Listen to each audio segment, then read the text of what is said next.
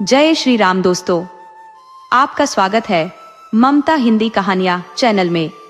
यहाँ पर आपको मिलेंगी दिल को छू जाने वाली प्रेरणादायक कहानियां। अगर आपको हमारी कहानियां पसंद आए तो वीडियो को लाइक करें, चैनल को सब्सक्राइब करें और अपने सुझाव कमेंट में जरूर दें। आपके सहयोग से आपका अपना चैनल ज्यादा से ज्यादा लोगों तक पहुंच पाए। धन्यवाद।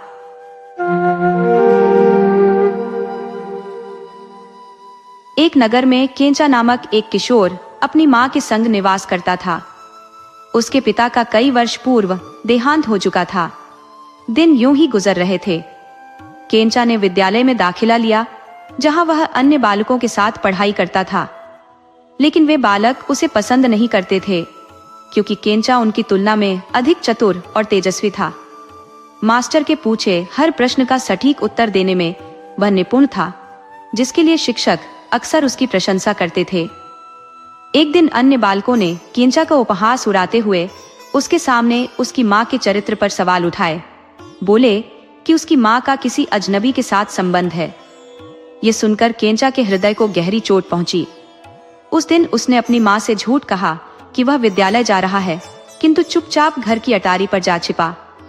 थोड़ी ही देर बाद उसने देखा कि एक पराया व्यक्ति उसके घर आया। उसकी मां उससे हंसी ठिठोली करती दिखी। यह दृश्य देखकर केंचा का क्रोध उमड़ पड़ा, पर वह असमर्थ महसूस कर रहा था। मां के चरित्र को लेकर पहले ही समाज में चर्चाएं थी और अब बालकों के व्यंग्य असहनीय हो गए थे। अंततः केंचा ने नगर छोड़ने का निश्चय किया। रास्ते में उसकी भेंट एक ग्राम प्रधान से हुई। प्रधान ने कहा, बालक, गाय को इस ओर हाँक दो।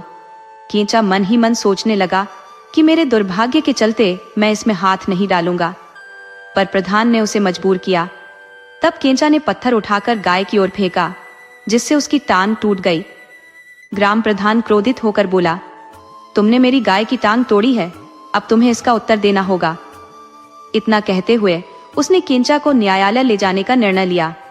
आगे जाते समय वहां सड़क पर एक लड़की अपने सिर पर दही का मिट्टी का घड़ा उठाकर ले जा रही थी। केंचा का स्कूल का बैग देख उससे एक प्रश्न करती है, आगे गर्म होता है, पीछे ठंडा होता है, बता वह क्या है। तब केंचा अपने अज्ञान को बताता है, कहता है, मुझे इसकी जानकारी नहीं है। वह लड़की केंचा को छेड़ती है, तेरे स्कूल की पढ़ाई का यही नतीजा निकला है, क्या फायदा, तू तो बुद्धू है। ये सुनकर केंचा चिढ़ जाता है। वह सोचता है, मुझे बुद्धू कहती है, मैं दूंगा इसके प्रश्न का जवाब। वह लड़की को सूर्य के सामने की तरफ खड़े होने को कहकर पीछे की तरफ से दही की हांडी पर इशारा कर पत्थर फेंकता है। इससे घड़ा फूट जाता है। दही लड़की की पीठ पर झरता है। आगे की तरफ यह गर्मी की वजह से गर्म होता है। केंचा कहता है, तुम्हारे प्रश्न का यही उत्तर है। तब लड़की यह कहकर हल्ला मचाती है कि इस लड़के ने दही का मेरा घड़ा फोड़ दिया। इस तरह वह लड़की भी केंचा को कोर्ट ले जाने लगती है। इस तरह वे लोग आगे बढ़ते रहते हैं। अब भी शहर पहुंचने में काफी समय लग सकता था। तब संध्या का समय होता है। तीनों लोग रास्ते पर एक गांव में ठहर जाते हैं। उस गांव में एक बुढ़िया रहती थी। ये लोग वहीं पर खाना नाश्ता पानी कर लेते हैं। तब वह बुढ़िया एक प्रश्न आगे रखती है, बेटा, आंजनेय ने लंका नगर किस तरह जलाया? जवाब में रामायण की कहानी कहकर लंका दहन की रीति का वर्णन करता है। मगर बुढ़िया इस जवाब से खुश नहीं होती। वह कहती है, बेटा, मुझे भी यह कहानी मालूम है, इसलिए इस जवाब से कोई फायदा नहीं। तू यह दिखा कि उसने किस तरह लंका को जलाया। तब केंचा ने कहा, दादी, मैं तुम्हें दिखाकर बताऊंगा कि किस तरह हनुमान ने लंका को जलाया। एक काम करो, यहाँ कहीं से एक बंदर को पकड़कर ले आओ, साथ ही 3 गज कपड़ा भी लाना। बुढ़िया केंचा की बात मानकर ये सारी चीजें ला देती है। केंचा बंदर को पकड़कर उसकी पूंछ में 3 गज कपड़ा गोल गोल बांधकर उस पर दियासलाई की डिबिया से सलाई निकालकर आग पैदा कर उसे जला देता है। बंदर आग से घबराकर मकान के चारों तरफ भागता है। तब बुढ़िया चिल्लाकर बंदर के पीछे पीछे भागती है। ये चारों लोग घर में इस तरह भागते हैं। तब तक सुबह हो जाती है। चारों लोग तब नाश्ते के लिए चल पड़ते हैं। नाश्ता कर वे लोग पान भी खाते हैं। केंचा भी पान लेकर खाता है। उन चारों लोगों की जीभ इससे लाल रंग की हो जाती है। केंचा की जीभ लाल रंग नहीं पकड़ती। तब पान खिलाने वाली कहती है कि जिन लोगों की जीभ लाल हो चुकी है उनके चेहरे पर थूको तो तुम्हारी जीभ भी लाल रंग की हो जाएगी। तब केंचा देखता है कि पान बनाने वाली का लाल रंग है तो वह उसी के चेहरे पर ही थूकता है। तब वह भी केंचा पर क्रोधित होती है। शोर मचाकर वह भी इसे लेकर कोर्ट के लिए निकलती है। इन तरह चारों लोग और केंचा कोर्ट के रास्ते चल निकलते हैं। आते समय ही केंचा जज को अपनी 5 उंगलियों से इशारा करता है। छोटे शहरों में सामान्य रूप से एकमात्र जज होते हैं, उनके पास ज्यादा काम भी नहीं रहता। इन 5 लोगों को आते हुए अपनी खिड़की से ही देखकर 5 उंगलियों के इशारे को उसके साथ जोड़कर हिसाब लगता है कि उसे जैसे 500 रुपए मिलने वाले हैं। फिर कोर्ट शुरू होता है। उसमें से हर एक अपनी अपनी शिकायत पेश करता है। ये जानकर भी कि खुद गलत फैसला सुना रहा हूँ, वह केंचा को ही निर्दोष ठहराता है। सभी निकल जाते हैं। वहां पर अंत में केंचा ही अकेला रह जाता है। जज फिर केंचा से पैसा मांगता है।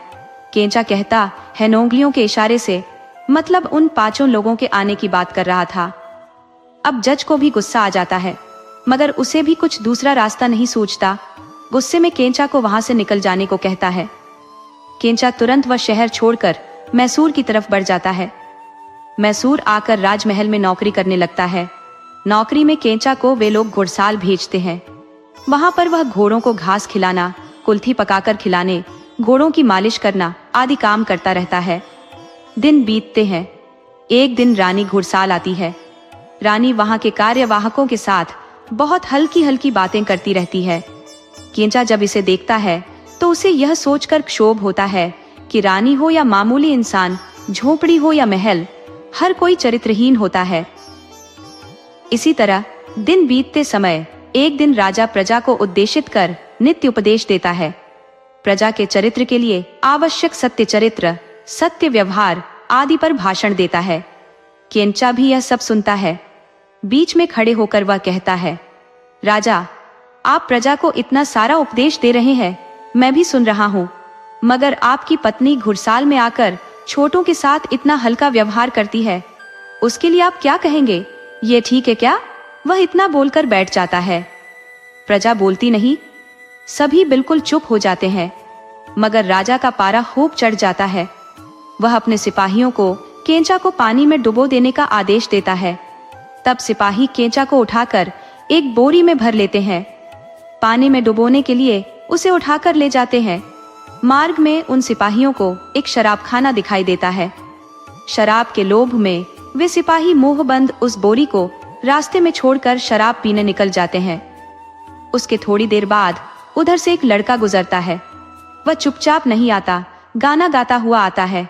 वह आवाज सुनकर केंचा एक ड्रामा शुरू करता है।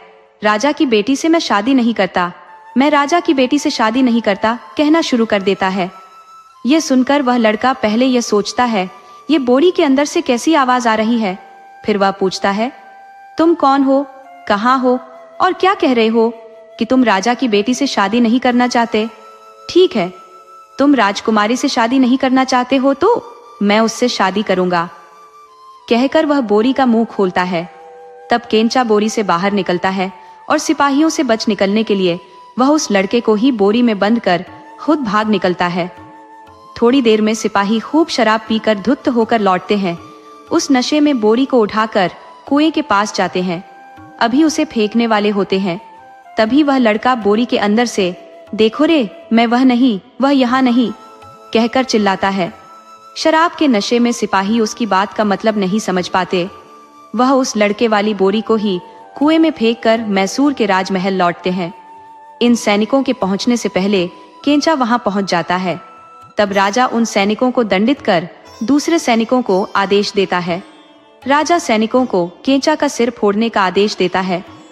तब दूसरे सैनिक केंचा को पकड़कर उसका सिर फोड़ने के लिए काफी दूर ले जाते हैं। वहां वे एक इंसान के समाने लायक गड्ढा खोदते हैं। उसमें केंचा को उतारकर उसके कंधों तक मिट्टी भरते हैं।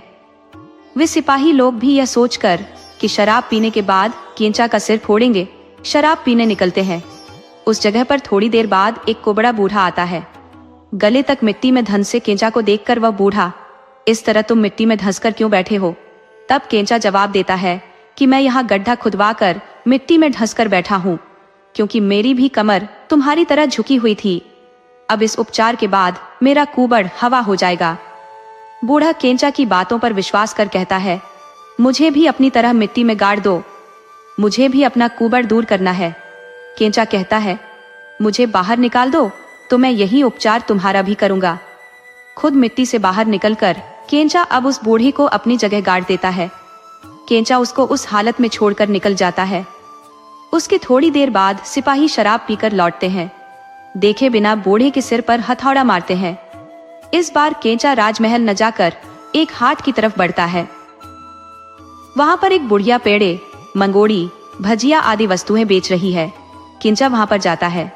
केंचा से बुढ़िया पूछती है कि तुम्हारा नाम क्या है। केंचा जवाब में कहता है, दे सकता हूँ। इतना कहकर उसकी दुकान की सभी वस्तुएं उठाकर खाता है। उसे पैसा नहीं देता, चला जाता है। बुढ़िया धोखेबाज कहकर चिल्लाने लगती है। फिर कहती है, दे सकता हूँ कहने वाला चला गया। बुढ़िया अपनी पोती से कहती है, वह दे सकता हूँ वाला चला गया। पोती किसी तरह दादी को शांत करने की कोशिश कर थक जाती है। इस तरह केंचा बचा सारा नाश्ता उठाकर एक तालाब के पास पहुंचता है। वहां पर कुछ धोबी अपने साथ एक बच्चे को बिठाकर कपड़े धो रहे हैं। वे कपड़े और किसी के नहीं, राजमहल के थे। धोबियों का बच्चा नाश्ते को देखकर हट करने लगता है कि वह नाश्ता उसे चाहिए। तब केंचा बच्चे को नाश्ता नहीं देता, मगर धोबियों से झूठ बोलता है। कहता है, पीछे की तरफ थोड़ी दूर जाने पर वहां नाश्ते की बारिश हो रही है, मैं यह नाश्ता वहीं से ले आया हूँ। वे धोबी राजा के कपड़े साफ कर रहे थे। उन्हें दूर भेजकर वह राजा के कपड़े पहनकर निकलता है। केंचा इस वेशभूषा के साथ आगे बढ़ रहा था। तभी वहां पर एक कुलकर्णी लोगों से कर वसूल कर उसे खजाने में जमा कराने के उद्देश्य से जा रहा था। केंचा को राजसी वेशभूषा में देखकर वह केंचा को ही राजा समझकर भ्रमित हो प्रणाम करता है। झुककर बात करता है। कुलकर्णी को प्यास लगती है, पानी पीने का मन करता है। वह पानी पीने उधर गया और इधर केंचा सारे पैसे उठाकर घोड़े पर चढ़कर भागा। उसी तरह आगे बढ़ते वक्त तेज बारिश हुई। इससे जलाशय तथा नदी में बाढ़ आ गई। वह घोड़े पर चढ़कर निकल गया। तभी एक औरत अपनी बेटी को साथ लेकर घर जा रही थी। नदी पार करने की उसमें हिम्मत नहीं थी, वह सोच में डूबी थी। उसी समय केंचा का वहां पर आगमन होता है। वह औरत केंचा से नदी पार कराने की विनती करती है। वह उसे पार कराने को तैयार होता है। वह औरत केंचा से उसका नाम पूछती है। अपना नाम नहीं कहता, मगर उसका पति हूँ कहता है, और मैं तुम लोगों को अलग अलग नदी पार कराऊंगा। कहकर औरत की बेटी को पहले अपने कंधों पर बिठाकर पार चला गया। औरत को वहीं छोड़ दिया। वह खूब शोर मचाती है। उसका रोना सुनकर वहां पर खूब लोग जमा हो जाते हैं। वह रोते रोते कहती है, मेरी बेटी को उसका पति ले गया है। फिर केंचा आगे एक गांव में पहुंचकर ग्राम मुखिया के घर ठहराता है। वहां अपने घोड़े की पूंछ से पैसे बांधकर सुबह होते ही देखता है, मेरा घोड़ा पैसा देता है। ग्राम मुखिया आकर देखता है। केंचा की बात को सच मानकर घोड़े से वह आकर्षित होता है, चाव होता है। वह केंचा से घोड़ा मांगता है। केंचा कहता है, इस घोड़े का दाम 10,000 रुपया है। वह आगे बढ़कर कहता है, मुखिया आप रोज घोड़े से पैसे मत निकालना, सब पैसे आप धन बक्से में भरते जाइए, महीने में एक बार ही निकालना। कहकर मुखिया से 10,000 रुपए वसूल कर निकल जाता है। एक महीने बाद मुखिया घोड़े के गोबर में हाथ डालकर पैसे निकालने की कोशिश करता है, मगर उसे पैसे नहीं मिलते। केंचा मुखिया के पैसे, कुलकर्णी के पैसे इकट्ठा कर शहर में एक मकान खरीदता है। उस लड़की के साथ ब्याह करके आराम से रहता है। दोस्तों, आपको कहानी कैसी लगी अपने सुझाव कमेंट करना न भूले। तो चलिए आज की अगली कहानी शुरू करते हैं।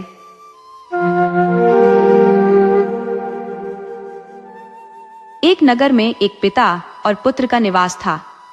पुत्र आलसी और निकम्मा था, जो कोई काम धंधा नहीं करता था।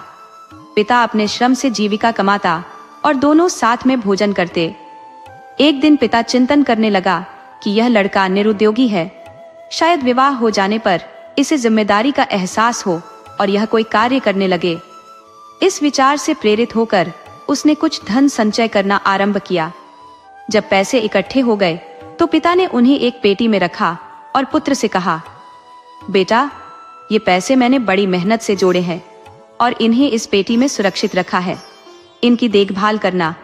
मैं पड़ोस के माड़कान हल्ली गांव जाकर अनाज लाने जा रहा हूँ। ये कहकर पिता गांव की ओर प्रस्थान कर गया।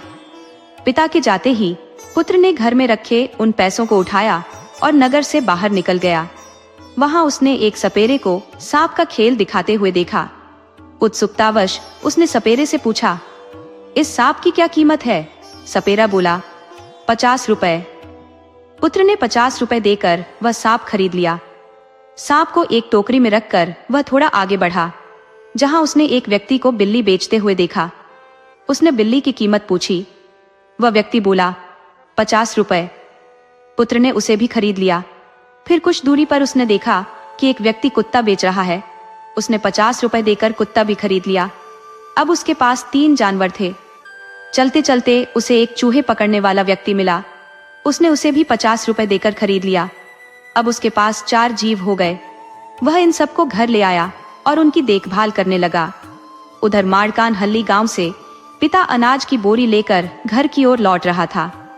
रास्ते में वह विचार करता जा रहा था कि जल्दी से बेटे का विवाह कर दूंगा, ताकि सब मिलकर हंसी खुशी जीवन व्यतीत करें। जब वह घर पहुंचा तो देखा कि घर में 4 जीव मौजूद हैं। चौंकते हुए उसने पुत्र से पूछा, बेटा, ये सब जानवर हमारे घर में कैसे आ गए? बेटा कह देता है कि मेरी शादी के लिए घर में तुमने जो पैसे जमा करके रखे थे, मैंने उन पैसों से ही ये जानवर खरीदे हैं। सुनकर उसके बाप की छाती फटने लगती है। वह कहता है, हाय, तुम्हारी शादी करने के लिए बहुत मेहनत कर पैसे इकट्ठा किए थे, तुमने सब बर्बाद कर दिए। अब क्या किया जा सकता था? बेटे को डांटकर चुप हो जाता है। फिर उन 4 जानवरों को दोनों लोग पालते रहते हैं। बाप दूसरे गांव से कर्ज पर अनाज उठा लाया था, अब वह भी खत्म होने को आया। कुत्ते को रागी मड़ुआ का मांड नहीं मिल रहा था, सांप को दूध नहीं। वही हालत बिल्ली की, चूही की भी। तो उसने क्या किया? कुत्ता और बिल्ली को शहर की सीमा के बाहर छोड़ आया। अब सांप के लिए बाम्बी ढूंढने जाता है। चूहे को नदी में छोड़ आया। फिर थोड़ी दूर पर बाम्बी दिखाई पड़ी। अब यह सांप को उसमें छोड़ने आगे बढ़ा। तभी सांप ने कहा, मालिक, तुमने आज तक मेरी देखभाल की है, तुम्हारे उपकार को मैं भला कैसे भूल सकता हूँ? ऐसा करो कि तुम यहाँ थोड़ी देर यहाँ रुके रहो। इस बाम्बी में मेरे पिता नागराज रहते हैं, मैं उनसे मिलकर तुम्हें कुछ दिखाना चाहता हूँ। इतना कहकर वह सांप अंदर गया। अंदर जाकर छोटे सांप ने अपने पिता से सारी आप बीती बात बताई। उसने अपने पिता से कहा और यह विनती की कि तुम्हारे सिर पर जो अनमोल रत्न है उसे इसे दे दो, तब उसके उपकार का यह सही उपहार होगा।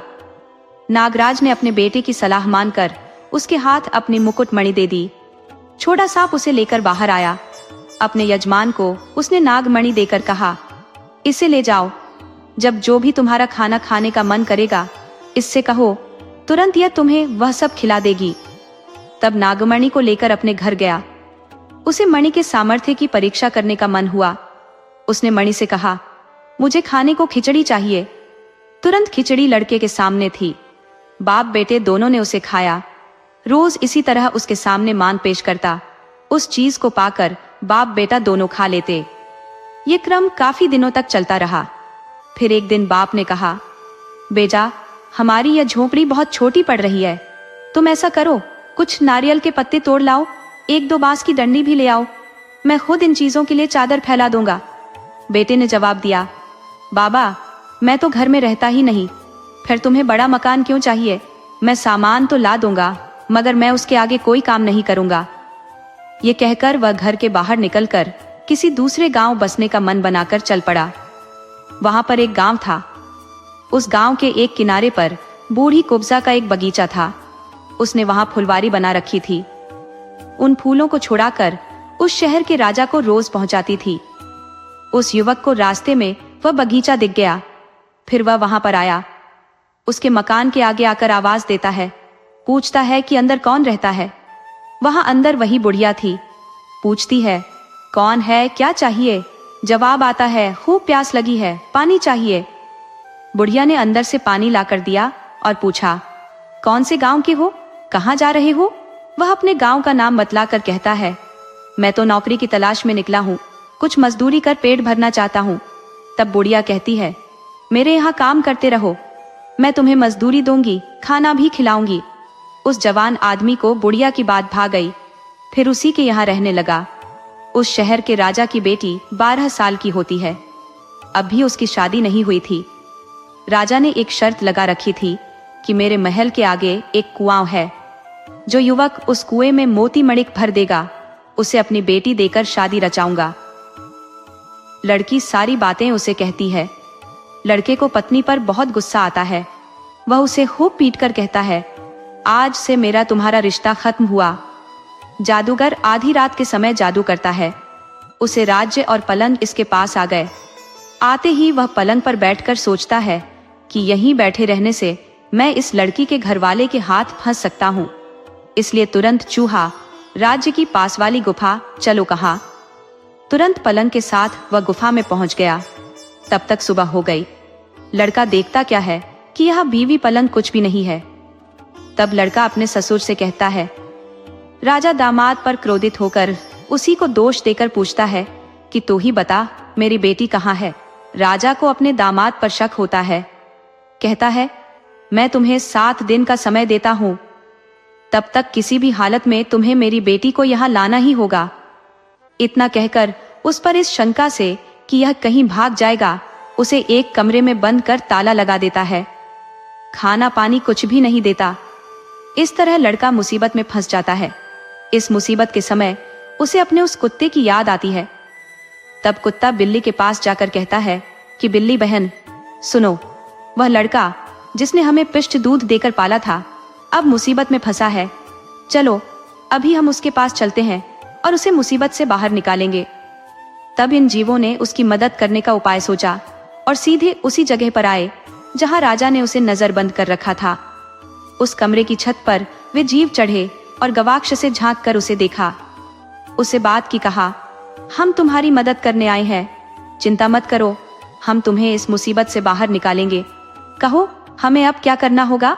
तब उसने उन बंधुओं से कहा, तुम लोग उस जादूगर को पकड़ो और उसके पास जो नागमणि है उसे छुड़ा लाओ।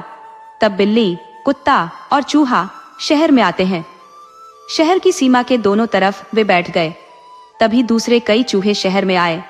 इन तीनों जीवों को देखकर उन्हें डर लगा।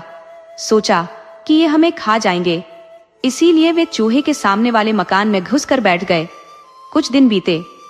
चूहों को भी खूब भूख लगी। तब कुछ छूंदरों ने आपस में बातचीत कर कि हम इन लोगों से पूछेंगे कि ये इतने दिनों से यहाँ इस तरह क्यों बैठे हैं।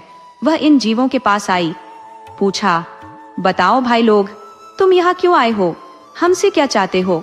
तब इन तीनों ने जवाब दिया, कहा, कुछ नहीं, यहाँ पर पहाड़ के ऊपर एक गुफा है, वहां पर एक जादूगर है, उसके पास माणिक रत्न है, उसे लाकर हमें देना होगा। हमारी बात मानो तो ठीक, नहीं तो हम तुम्हारे पूरे शहर को बर्बाद कर डालेंगे। इन बड़े बड़े चूहों ने इनकी बात मानने का आश्वासन दिया। तब सभी चूहे गुफा के पास आए। ढूंढते हैं, मानी रत्न कहीं नहीं मिलता। उन चूहों में से एक छोटी पूंछ वाला चूहा था। जादूगर के चेहरे के पास जाकर उसने झांक कर देखा। तब उसे जादूगर की नाक में माणिक रत्न दिख गया। उस छोटी पूंछ वाले चूहे ने उसकी नाक पर छलांग मारी। उसे जादूगर को जोर की छींक आई। उसके छींकते ही नागमणि नाक से नीचे गिर गई। चूहे उस नागमणि को उठाकर पहाड़ से नीचे आते हैं और बिल्ली को उसे सौंप देते हैं। तब ये जीव चूहों को यह कहकर कि हम तुम्हारा उपकार कभी नहीं भूलेंगे, नागमणि को लेकर राजा के शहर में आते हैं। आते समय रास्ते में जोर की बारिश हो जाती है। थोड़ा आगे बढ़ते हैं, वहां पर एक नदी मिलती है। नदी को बिल्ली पार नहीं कर पाती। नदी के उस पार से जाने में बहुत समय लगता। तब तक राजा का दिया समय निकल जाता और लड़के को राजा मार देता। तब क्या करते? कुत्ते ने कहा, फिर वह नागमणि मेरे हाथ दे दो, नहीं तो मैं नहीं आऊंगा। ऐसा क्यों? दूसरे जीवों ने पूछा। कुत्ता कहता है कि तुम लोग ही वहां पहुंच पाओगे तो लड़का समझेगा कि तुम ही लोगों ने उसकी मदद की है, इसलिए मुझे वह नागमणि सौंप दो। कहा, तुम लोगों को मैं ही तो पार कराता हूँ, तुम इसे कहाँ रख पाओगे? तुम मुंह में रखोगे तो नदी में गिर जाएगी। मैं उसे अपने कान में रखूंगा, इससे लड़के का भला होगा। कुत्ते ने हट नहीं छोड़ा। उसने कहा, तुम नागमणि मुझे सौंप दो तो ही मैं उस पार आऊंगा। इस तरह कुत्ते को नागमणि दी गई। अब कुत्ता बिल्ली को पीठ पर बिठाकर नदी में उतरा। चूहा पहले से ही नदी में घुस गया। तीनों ने इस तरह नदी पार कर ली। कुत्ता नागमणि को मुंह में रखकर आया था। पार करते समय नागमणि फिसलकर नदी में गिर गई थी। तीनों को चिंता हुई कि अब क्या किया जाए। बिल्ली ने कुत्ते से कहा, तुम हमारी बात मानते तो यह नौबत नहीं आती। राजा का दिया वादा आज खत्म हो रहा है, क्या किया जाए? चूहे ने बिल्ली की बात सुनकर कहा, देखो, उसने अन्न देकर हम लोगों को पाला है, अब राजा उसे सूली पर चढ़ा देगा। हमें इस समय उसके उपकार का ऋण चुकाना चाहिए। इस तरह कहकर चूहा फिर से नदी में कूद पड़ा। तलाश कर नागमणि ले आया। कहा, इसे जल्दी ले जाकर उस लड़के की जान बचा दो। तब बिल्ली और कुत्ता नागमणि को लेकर शहर आते हैं। तब तक उसको सूली पर चढ़ाने की तैयारी हो रही होती है। ये दोनों दौड़कर आते हैं और उस लड़के के हाथ मणिक के रत्न को लाकर देते हैं।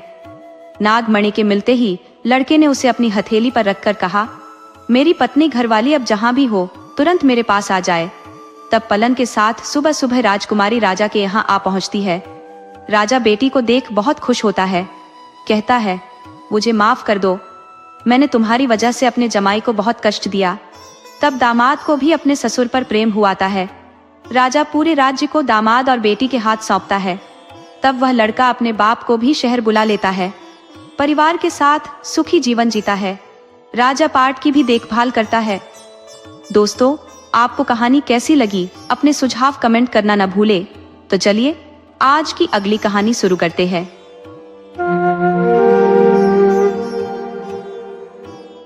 एक नगर था जहां का राजा अत्यंत धर्मनिष्ठ और दयालु था। वह निर्धनों और पीड़ितों की सहायता के लिए सदैव तत्पर रहता था। किंतु उसके जीवन में एक विषाद सदा व्याप्त था। उसकी कोई संतान नहीं थी। उसने सभी देवी देवताओं की आराधना की, कठिन व्रतों का पालन किया, यहाँ तक कि दूसरी विवाह भी किया, किंतु भाग्य ने फिर भी उसकी गोद सूनी ही रखी। अंततः अपने दुख से व्याकुल होकर उसने अपने प्रिय मंत्री से परामर्श लिया। मंत्री ने गंभीरता से कहा, महाराज, मानव धर्म में जो कुछ भी संभव था वह आप कर चुके हैं। अब केवल ईश्वर की कृपा ही इस दोहक को हर सकती है। मेरी राय है कि आप वन में जाकर तपस्या करें। ईश्वर की अनुकंपा से चमत्कार अवश्य होगा। राजा ने मंत्री की सलाह को स्वीकार कर लिया और तपस्या का संकल्प लेते हुए जंगल की ओर प्रस्थान किया। वहां पहुंचने पर उसने वट वृक्ष के नीचे एक तेजस्वी आशी को तपस्या करते देखा। राजा ने श्रद्धा पूर्वक उन्हें प्रणाम किया और अपने आगमन का उद्देश्य बताया। आशी ने उसकी वेदना को समझा और पास ही स्थित एक फल वाले वृक्ष की ओर संकेत करते हुए कहा, उस वृक्ष से 2 फल तोड़कर लाओ और उन्हें अपनी दोनों रानियों को दे दो। किंतु ध्यान रखना, एक वचन मुझे देना होगा। जो पुत्र तुम्हें इन फलों से प्राप्त होंगे उनमें से ज्येष्ठ पुत्र को मुझे समर्पित करना होगा। राजा ने ऋषि को वचन दिया और उत्सुकता पूर्वक उस वृक्ष पर चढ़ गया। वृक्ष पर फलों की भरमार देखकर उसका मन लोभ से भर गया। उसने सोचा, यदि मैं अधिक फल तोड़ लूं तो अधिक पुत्र प्राप्त होंगे। उनमें से एक को अर्षि को सौंपने में कोई कठिनाई नहीं होगी। इस विचार के साथ उसने अत्यधिक फल तोड़ने का निर्णय लिया, यह भूलकर कि लोभ का परिणाम प्रायः दुर्भाग्य ही होता है। इस तरह राजा ने कई फल तोड़ लिए। फल तोड़कर जैसे ही राजा नीचे उतरता, हर बार उसके पास 2 ही फल बचते। बाकी कहां लुप्त हो जाते उसे पता भी नहीं चलता। अंत में वह बचे 2 फल ही लेकर नीचे उतरा। अपने राज्य लौटकर उसने दोनों पत्नियों में वे फल बांट दिए। कालांतर में राजा की दोनों रानियों ने 2 संतानों को जन्म दिया। एक अनहोनी बात यह थी कि राजा की बड़ी पत्नी ने इंसान की जगह एक शंख को जन्म दिया और दूसरी रानी ने एक सुंदर पुत्र को जन्म दिया था। राजा को वैसे भी बड़ी रानी से बढ़कर छोटी रानी से ज्यादा प्रेम था। वह दूसरी रानी की संतान को ज्यादा दुलारता है। बड़ी रानी की उपेक्षा कर उससे बात करना भी छोड़ देता है। वचन के अनुसार ऋषि अपना दाय मांगने आता है। बड़ी रानी ने शंख को जन्म दिया था, मगर उसी शंख के प्रति उसकी ममता थी। इसीलिए ऋषि जब अपना हक पेश करता है, रानी उसके आगे बहाना बनाकर विनती करती है, बाबा, ये बेटा आखिर शंख है। वचन के हिसाब से इस पर आपका ही हक बनता है, मगर मेरी एक विनती है, वह यह कि इसको थोड़ा बड़ा होने दीजिए, उसके बाद आप ले जाइए। ऋषि उसकी बात मानकर लौट जाते हैं। इधर दिन दूना रात चौगुना शंख बड़ा होता पलता रहता है। इस बीच एक अनहोनी घटना घटती है। अनहोनी यानी रोज रात के समय रानी एक बर्तन में दूध जमा करके रखती है, मगर सुबह होने पर दूध का बर्तन खाली हो जाता। एक दिन रानी कौतूहलवश जागती रहती है। रात को 12 बजे के बाद वह एक विचित्र घटना देखती है। शंख जो उसका बेटा था, उसमें से एक सुंदर राजकुमार निकलता है। वहां रखा सारा दूध पीकर वह फिर से शंख में जाकर समा जाता है। यह क्रम कई दिनों तक चलता रहता है। एक दिन रानी भावुक होकर उसे उठाकर खूब प्यार करती है। एक दिन की बात है, राजकुमार शंख से बाहर निकलकर जैसे ही दूध पीकर लौटने लगता है, देखता क्या है कि माँ ने शंख को वहां से हटा दिया है। विवश होकर वह माँ से कहता है, माँ, आपने शंख को क्यों हटा दिया? मुझे अभी उसी में रहकर बढ़ना था, मगर उस हालत में कुछ नहीं किया जा सकता था। वह आगे माँ के पास रहकर ही बढ़ता रहता है। वह ऋषि अब फिर से राजा के पास आ जाता है। राजा को उसका वचन याद दिलाता है। इस बीच राजमहल में जो बात घटी थी, शंख राजकुमार के रूप में परिवर्तित हुआ था, इस बात की राजा को कोई जानकारी नहीं थी। ऋषि राजकुमार को लेकर निकल जाता है। जब रानी रोने लगती है, राजकुमार खुद आगे बढ़कर अपनी माँ को समझाकर शांत कराता है। ऋषि लौटती बार जंगल, मैदान, पहाड़ आदि मार्ग से चलकर अंत में एक बड़ी गुफा के पास पहुंचता है। वह राजकुमार को उस गुफा के अंदर ले जाता है। वहां अंदर एक देवी माँ की मूर्ति रहती है। ऋषि रोज उस मूर्ति की पूजा करता रहता है। एक दिन वह राजकुमार को बुलाकर कहता है, मैं जाकर नदी में नहा करके लौटता हूँ। मेरे लौटने तक तुम यहाँ पर झाड़ू लगाकर कपड़े से पोंछकर जगह को साफ सुथरा कर रखो। इतना कहकर वह नदी की तरफ निकल जाता है। राजकुमार को यह पहली बार अकेले रहने का अवसर मिला था। वह यह सोचकर कि अपने पास काफी समय है, थोड़ी देर के लिए मैं गुफा की प्रदक्षिण कराऊं, घूमना शुरू करता है। गुफा के दाएं तरफ एक कोने पर एक इंसान के प्रवेश करने योग्य छेद उसे दिखाई देता है। बालक सहज कौतूहल से उसके अंदर घुस जाता है। अंदर जाने पर उसे जो दिखाई देता है, उसे खुद अपनी आंखों पर विश्वास नहीं होता। उस तल भाग की छत पर चारों तरफ कई मुंड, यानी गले के ऊपरी भाग छड़ों की तरह लटकते रहते हैं। राजकुमार को देखकर वे मुंड अट्टहास कर हंसना शुरू कर देते हैं। राजकुमार अंदर से जरूर डर जाता है, फिर भी हिम्मत कर वह पूछता है, तुम लोग इस तरह क्यों लटके हुए हो? तुम लोगों का धड़ कहाँ गया? मुझे देखो, मैं कैसा लगता हूँ? जवाब में वे मुंड बोलते हैं, तुम्हें देखकर हमें दया आ रही है। तुम्हें धोखा हुआ है। हमें भी यह ऋषि धोखा देकर इसी तरह ले आया था। हमें यहाँ लाकर काली माँ के प्रत्यक्ष दर्शन के लिए उसने हमारी बलि दी थी। इसी तरह 100 राजकुमारों की बलि चढ़ाने की उसकी प्रतिज्ञा है। तुम्हारा 100वां नंबर है। उसका कहना है कि 100वीं बलि पर काली माँ दर्शन देकर उसकी माँ की पूर्ति करती है। राजकुमार घबराकर उन्हीं मुंडों से सलाह मांगता है कि अपने को बचाने के लिए मुझे अब क्या करना होगा। अब मुंड बोलते हैं, तुम हम लोगों पर विश्वास करो, हमारा कहना मानो, हम तुम्हारा मार्गदर्शन करेंगे। सुनो, वह अभी यहाँ आकर तुमसे झाड़ू लगाने को कहेगा। तुम कहो कि मुझे नहीं आता, आप एक बार झाड़ू लगा दो तो मैं सीख लूंगा। वह झाड़ू लगाकर तुम्हें पोंछा करने को कहेगा। तुम पहले की तरह कहो कि मैं पोंछा करना नहीं जानता, आप एक बार करके दिखा देना, फिर मैं सीख लूंगा। वह पोंछा करता रहेगा। तब तुम काली माँ के हाथ से तलवार छीनकर ऋषि का गला काट देना। काली माँ तब तुमको ही दर्शन देंगी। राजकुमार मुंडों से कहता है कि मैं बिल्कुल वैसा ही करूंगा। ऋषि नदी में नहाकर लौटते समय पूजा के लिए फूल लेकर आता है। राजकुमार उसके आने तक दीवार के सहारे खड़ा रहता है। इस पर ऋषि को गुस्सा आता है। वह लड़के से झाड़ू लगाने को कहता है।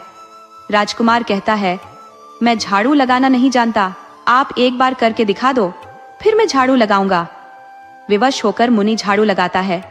फिर लड़के से कहता है, देखो मैंने झाड़ू लगा दी, अब तुम्हें पानी से पोंछा करना है। लड़का कहता है, मैं पोंछा करना नहीं जानता, आप करके दिखा दो, फिर मैं पोंछा करना सीख लूंगा।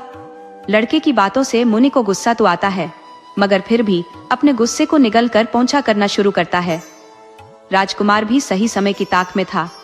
वह तुरंत काली माँ के हाथ से तलवार खींचकर मुनि के सिर पर मार देता है। ऋषि का सिर धड़ से अलग हो जाता है। तब काली माँ प्रत्यक्ष दर्शन देकर राजकुमार से पूछती है, बेटा, मैं तुम्हारी सेवा से संतुष्ट हूँ। माँ, तुझे क्या चाहिए, मैं दूंगी। राजकुमार काली माँ से कहता है, माँ, सबसे पहले तुम इन 99 राजकुमारों को पुनर्जीवित कर दो। देवी कहती है, ऐसा ही होगा। काली माँ के वैसा कहते ही वे सब सप्राण हो उठते हैं। वे सब राजकुमार का आभार जताकर प्रणाम करते हैं, अपने अपने देश के लिए रवाना होते हैं। काली माँ उससे कहती है, बेटा तुम्हें दूसरा कौन सा वर चाहिए, मांग। उस पर राजकुमार विनम्र होकर काली माँ से कहता है, माँ मुझे ऐसा वर दो कि मैं जब भी तुम्हें देखना चाहूं आप मेरे आगे प्रत्यक्ष होकर दर्शन दोगी। काली माँ कहती है, ठीक है, ऐसा ही होगा। काली माँ अब अदृश्य होती है। राजकुमार अब ऋषि की त्वचा को उधेड़कर उसे स्वयं पहनता है, फिर गुफा के आगे एक भिखमंगे की तरह बैठ जाता है। उसके ऊपर ओढ़े इस अजिन की गंध से आकर्षित होकर उस पर मक्खी घुमड़ती है। तब जो भी इंसान उधर से गुजरता है वह मक्खी चिपका कहता जाता है। इस बीच पड़ोसी राज्य के राजा की 7 लड़कियां होती हैं। सभी जवान, शादी की उम्र की होती है। राजा एक दिन उन 7 लड़कियों को अपने पास बुलाकर उनसे पूछता है कि तुम लोगों को मायका पसंद रहेगा या ससुराल। उसके इस प्रश्न का जवाब पहली 6 लड़कियां अपने को पीहर ही पसंद कहकर देती हैं, मगर 7वीं बेटी का जवाब अलग होता है। वह लड़की कहती है कि अपने माता पिता सभी के सुखी रहते उसे अपनी ससुराल ही अच्छी लगेगी। राजा को 7वीं बेटी का जवाब बहुत खराब लगता है, उसे गुस्सा भी आता है। कहता है, मैंने इतना ज्यादा प्यार देकर तुम्हें पाला मगर तुम कृतघ्न निकला। अब मैं तुम्हें दंडित करूंगा तो ही मायके का महत्व समझ पाओगी। इतना कहकर चुप होता है। साथ ही वह अपने मंत्री को बुलाकर पहली 6 लड़कियों के लिए सुंदर सुंदर रिश्ते ढूंढ लाने को कहता है। 7वीं लड़की के बारे में कहता है कि तुम उसके लिए एक ऐसे दूल्हे को तलाशना जो एक एक पैसे को मोहताज हो, और यह भी कि राजमहल की सेविकाएं खुद वैसे दूल्हे को तलाशे, मंत्री नहीं। सेविकाएं ऐसे इंसान को तलाशने निकलती है। बहुत तलाशने के बाद अंत में उन्हें यही मक्खी घुमड़ा इंसान दिखाई देता है। वह एक पेड़ के नीचे बैठकर सूखा बासी जो भी मिलता था उसे खाता बैठा रहता है। राजा की इच्छा के मुताबिक इसी इंसान को छोटी लड़की के अनुकूल ठहराकर दासियां उसी को पकड़कर राजा के पास लाकर खड़ा कर देती है। राजा भी उसी को अपनी बेटी के अनुकूल मानकर उसके साथ अपनी छोटी बेटी की शादी रचा देता है। पहली 6 लड़कियों की शादी धूमधाम से होती है और वे सब राजमहल में ही ऐशो आराम करती रहती हैं। ये मक्खी घुमड़ा मात्र अपनी पत्नी को लेकर शहर से बाहर थोड़ी दूर एक झोपड़ी बनाकर रहने लगता है। बड़ी लड़कियां रेशम के कपड़े, मोती मुमे की मालाएं, हीरे के हार आदि पहनती है। छोटी मात्र पुरानी फटी सूती साड़ी पहने रहती है। इसकी बड़ी बहनें, जीजा लोग सभी उसकी हालत पर हंसते हैं।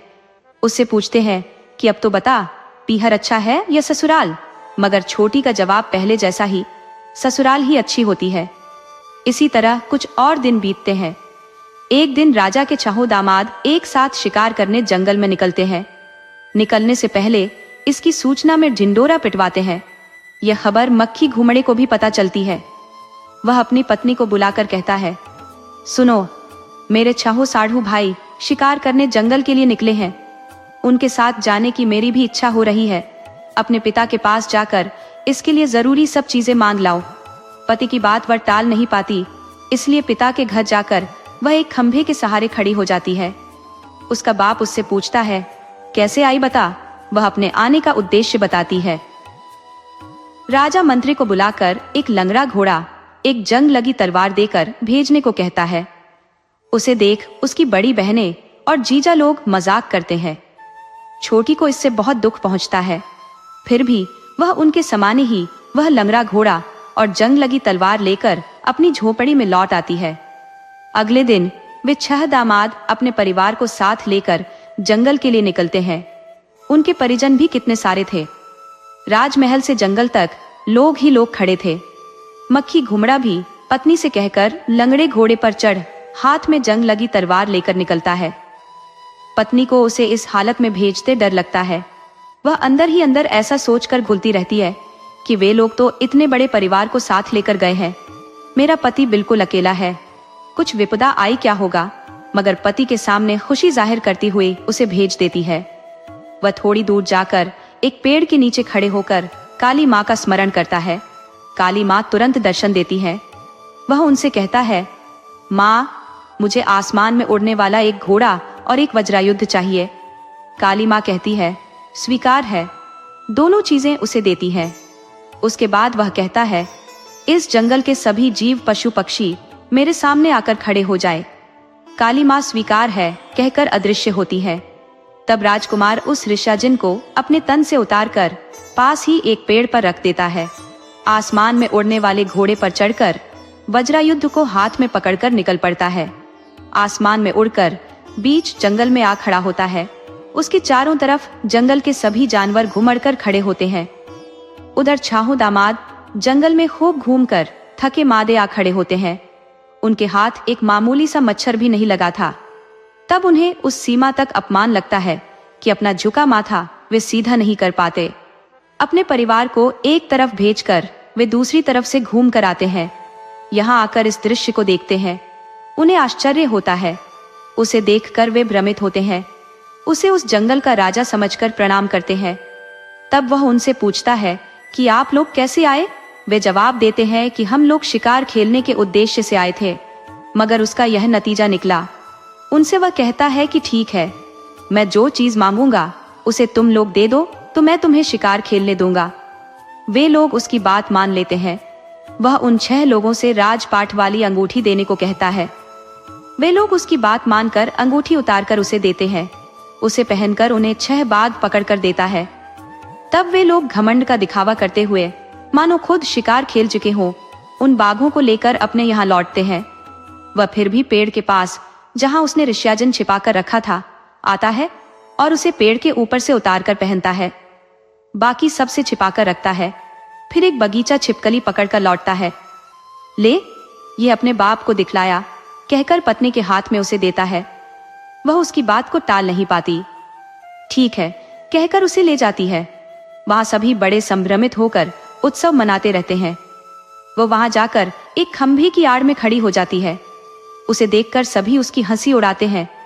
इससे वह अपने को बहुत अपमानित महसूस करती है। घर लौटकर अपने पति को सविस्तार घटना का वर्णन करती है। कुछ दिन बाद राजा के छाहो दामाद दोबारा शिकार के लिए निकलते हैं। जंगल में आकर देखते हैं कि वहां कोई जानवर ही नहीं है। पिछली बार जैसा ही होता है। फिर से उन पर एक शर्त लगाकर वह अपनी पसंद का जानवर पकड़कर ले जाने को कहता है। इस बार वे लोग अपने अपने हाथ की छोटी उंगली काटकर उसे सौंप देते हैं और एक एक शेर को पकड़कर राजधानी लौटते हैं। फिर इसके बाद अगली बार भी यानी तीसरी बार भी इसी तरह होता है। इस बार वह उन सभी लोगों के कपड़े उतरवाकर उनकी पीठ पर गरम सलाख से जलाकर 6 हाथी पकड़कर देकर उन्हें भेजता है। राजा के ये सब दामाद इस तरह दिखावा करते हुए जैसे उन्हीं ने हाथियों का शिकार किया हो, बाजे बजवाते जलसा मनाते घर लौटते हैं। मक्खी घुमड़ा भी मामूली पिछली बार की तरह ऋष्याजन पहनकर घर लौटता है। अपनी पत्नी से कहता है कि मैं बहुत थका हुआ हूँ, पानी गरम कर दो तो नहा लूंगा। वह पानी गरम कर देती है। फिर वह नहाने जाता है। वह आदतन नहाते समय किसी को भी अंदर आने नहीं देता था। आज उसकी पत्नी को कुछ शक होता है। वह आज उसके पीछे का राज जानने का मन बनाती है और उसके नहाते वक्त वह एक छेद से देखती है। देखती क्या है कि पति राजकुमार की तरह शानदार चमक रहा है। उस अजिन को खोलकर उसने बगल में ही रख लिया था।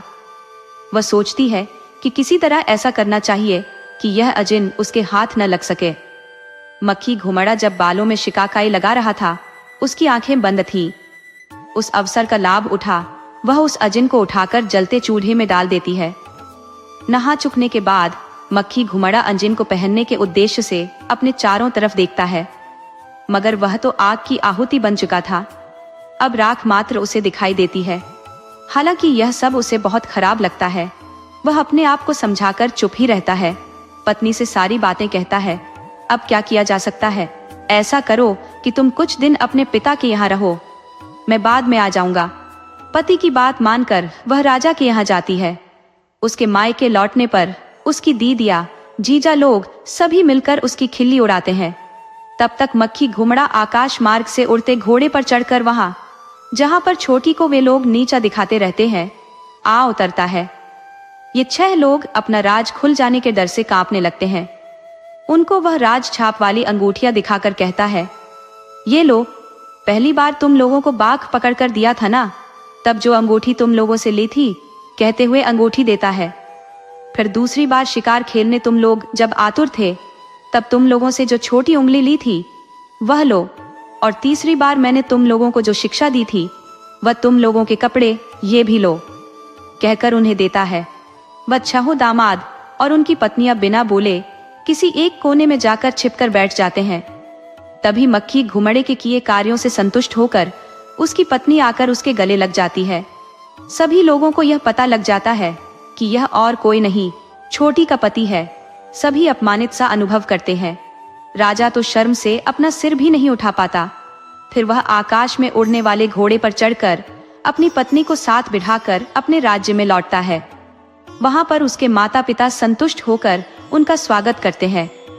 वे सब एक साथ रहकर 100 वर्षों तक राज्य करते सुखी जीवन बिताते हैं। दोस्तों, आपको कहानी कैसी लगी, अपने सुझाव कमेंट करना न भूले। तो चलिए आज की अगली कहानी शुरू करते हैं।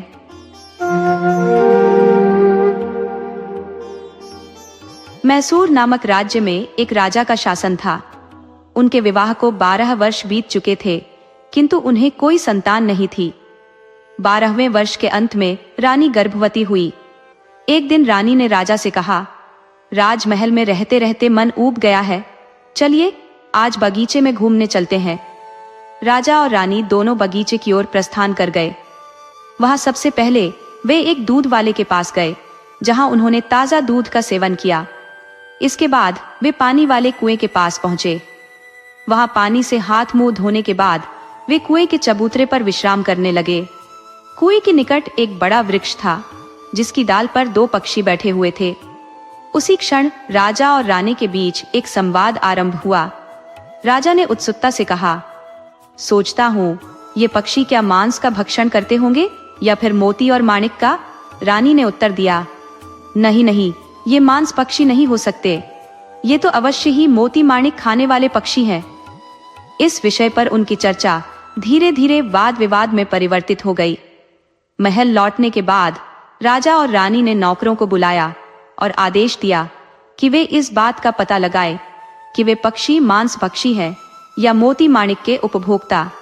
यहाँ बात समाप्त नहीं हुई।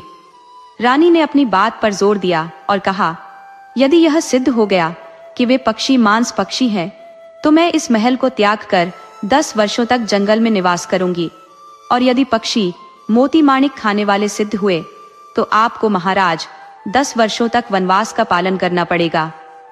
बात तय हुई। नौकरों को सही बात का पता लगाने के लिए भेज दिया। नौकर निकले तो, मगर नौकरों ने आपस में सलाह मशविरा किया। वे सोचने लगे कि अगर राजा 10 साल जंगल में रहेंगे तो प्रजा बेहाल हो जाएगी, इसीलिए हम महल जाकर यही कहेंगे कि वे पक्षी मांस भक्षी हैं। तब रानी 10 साल के लिए जंगल में चली जाएगी, उससे किसी का नुकसान होने से रहा। नौकरों ने यही किया। महल जाकर कहा कि वे पक्षी मांस पक्षी हैं। रानी को वचन का पालन करना पड़ा। वह घर से निकल पड़ी, चलती गई। अंत में कई दिन बाद वह जंगल में पहुंची। वहां पर एक गुफा थी। वह एक राक्षस की गुफा थी। इंसान की गंध मिलते ही राक्षस गरजता हुआ बाहर निकलने को हुआ। रानी भी अंदर घुसी गई।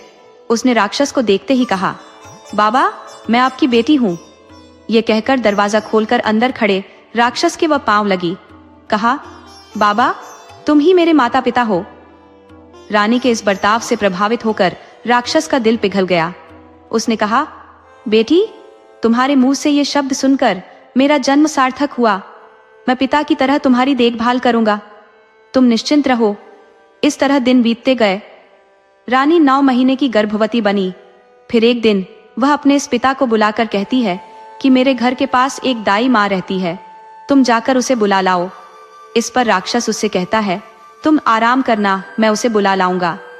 आकाश और भूमि को एक कर वह दाई माँ सुब्बक्का के यहाँ पहुंचा। उस समय दाई माँ कहीं बाहर गई हुई थी। तब उसकी राह देखते बैठा राक्षस पककर बूढ़ा जाता है। फिर सुब्बक्का लौटकर घर के आगे बैठे बूढ़े को देखकर पूछती है कि तुम किस गांव के हो। इस पर राक्षस यह जवाब देता है, मेरा गांव, मेरी बस्ती, वहीं जहां शाम होती है, जहां अंधेरा होता है, वहां रुक जाता हूँ।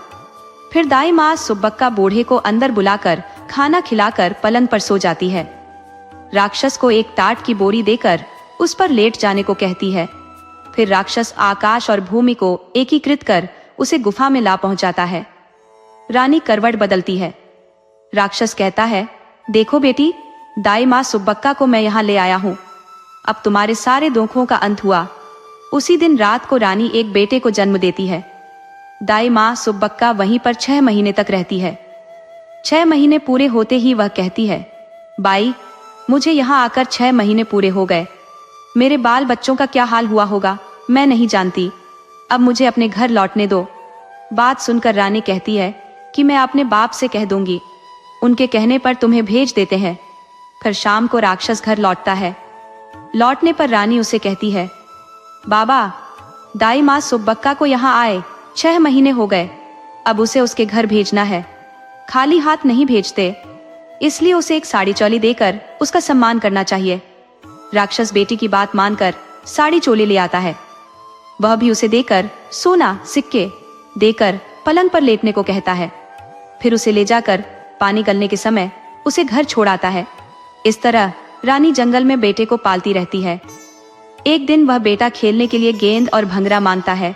उसका नाना लाकर देता है। लड़का खेलते खेलते बाहर आता है। तब उसकी माँ और नाना दोनों उसको बाहर आकर खेलने से मना करते हैं। लड़का इस पर पूछता है कि बाहर आकर खेलने से मना क्यों करते हैं। माँ कहती है, अगर बाहर खेलना ही है तो ठीक है, उस दिशा में मत जाना। माँ के मना करने पर भी यह लड़का तीर कमान लेकर उसी दिशा में जहाँ राजा रहता है जाता है। इस तरह अब वह 10 साल का हो जाता है। एक दिन बेटा यहीं कहीं जाता है। रानी राक्षस से कहती है कि मुझको पता नहीं क्यों डर लग रहा है। वह मेरी बात नहीं मानता। तुम भी घर में नहीं रहते, इसीलिए मुझे मेरे राज्य वापस भेज दो। यह बात सुनकर राक्षस को दुख पहुंचता है। कहता है, बेटी, मैंने तुम्हें पाला पोसा, अब यह कैसी बात करती हो। इस पर रानी कहती है, मैंने पहले राजा से पंथ लगाया था, अब उसका वादा खत्म हो रहा है, इसलिए मुझे वापस भेज दो। जवाब में राक्षस ने कहा, ठीक, तुम्हारी जैसी इच्छा, मगर मैं तुम्हें कभी नहीं भूल सकता। तुम जहां भी रहो, जैसे ही मुझे याद करोगी, मैं तुम्हारी मदद के लिए हाजिर हो जाऊंगा। इस बेटे का क्या नाम रखूं बाबा? वनपुत्र कहो इसे, राक्षस ने कहा। तब से उसका नाम वनपुत्र पड़ा। राक्षस उस लड़के लिए हीरे का कुर्ता, टोपी और बेटी के लिए हजारों साड़ियां, बहुत सारे गहने आदि देता है। रानी बेटे को कुर्ता पहनाती है, टोपी पहनाती है, साड़ी पहनकर गहने आदि से अलंकृत होती है। राक्षस माँ बेटे को उनके राज्य में भेजते हुए एक पेड़ के नीचे आकर बैठा। जंगल में चोर उचक्के होते हैं, गहने कपड़े छीन ले जाते हैं, सावधानी बरतना कहकर उन्हें भेजकर गुफा में लौट आया। रानी जाने लगी। जाते जाते दोपहर में बहुत गर्मी लगी। अभी 4 मील जाना था। तभी उसी गांव का एक आदमी, जिसका नाम चेन्नन्ना था, लकड़ी ले जाने वहां आता है। उन दोनों से भेंट होती है। उसे देखकर रानी कहती है, क्या भैया, तुम हमारे यहाँ नौकरी करते थे? राजा और मेरे बीच बात बढ़ी, उससे हमारा यह हाल हुआ। चेन्नन्ना का रानी के गहनों पर ध्यान गया। चेन्नन्ना ये कहते हुए कि हे भगवान, मुझे यह सब घटना मालूम तक न हुई। आइए हम लोग यहाँ छाया में बैठते हैं। कहते हुए वह दोनों को पेड़ की छाया में ले गया। वन पुत्र को प्यास लगी। अम्मा, मुझे पानी चाहिए, उसने कहा। वह चेन्नन्ना से कहती है, भैया, बच्चे को प्यास लगी है, पानी कहाँ है बताओ। वह देखो वही है, तुम यहीं बैठी रहो, मैं ही इसे ले जाकर पानी पिलाकर लौटता हूँ। कहकर उसे कुएं के पास ले गया। वह कल्याणी कुआं था।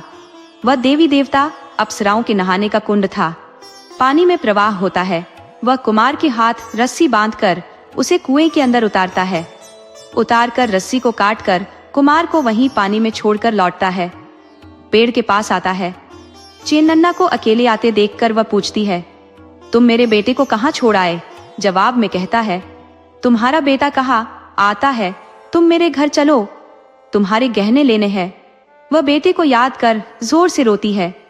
वह उसे जबरदस्ती घर ले जाता है और उसने कहा, यहीं पड़ी रह, जो कुछ खाने को दूंगा उसी को खाकर चुप रह।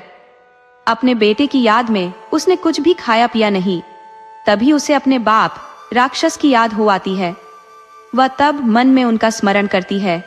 राक्षस भूमि और आकाश के बीच एकाकार हो खड़ा हुआ। पूछा, तुम्हें कौन सी मुसीबत आ पड़ी? तुमने मुझे याद किया। उसने जवाब में चेन्नन्ना ने किस तरह बेटे को कुएं में ढकेला, गहने कपड़े छीने आदि सारा मामला बताया। तुरंत राक्षस ने चेन्नन्ना को बुलाकर कहा, चलो वह कुआं दिखाओ। चेन्नन्ना तुरंत आकर कुआं दिखाता है। तब कुएं में वनपुत्र लाश बनकर पड़ा था। तभी राक्षस वनपुत्र को उठाकर पुनर्जन्म दिलाता है। पुनर्जन्म मिलने के बाद उसे अपनी दोनों भुजाओं पर बिठाकर शहर ला छोड़ता है। दूध का कुआं, पानी का कुआं, इन दोनों के पास पंथ जो बना था, उस स्थान पर वे तीनों लोग आते हैं। राक्षस राजा को पत्र लिखता है, 10 साल पहले तुमसे पंथ कर तुम्हें छोड़कर जो पत्नी गई थी, वह अभी अपने बेटे के साथ दूध का कुआं, पानी का कुआं, इन दोनों के पास आई है। आकर उन्हें ले जाओ। राजा राक्षस द्वारा लिखा पत्र पढ़ता है। उसे पत्नी की याद सता रही थी। अब उसे हाथी और घोड़े के ऊपर बिठाकर जलसे के साथ घर ले आता है। आकर वनपुत्र को देख खुश होता है। लकड़ी वाले चेन्नन्ना को काटकर उसका तोरण बांधकर उसी के ऊपर बीवी बेटे को ले जाता है और राक्षस ये कहकर कि मेरी भी उम्र हो गई, मेरा सब कुछ आप ले जाइए, अदृश्य हो जाता है।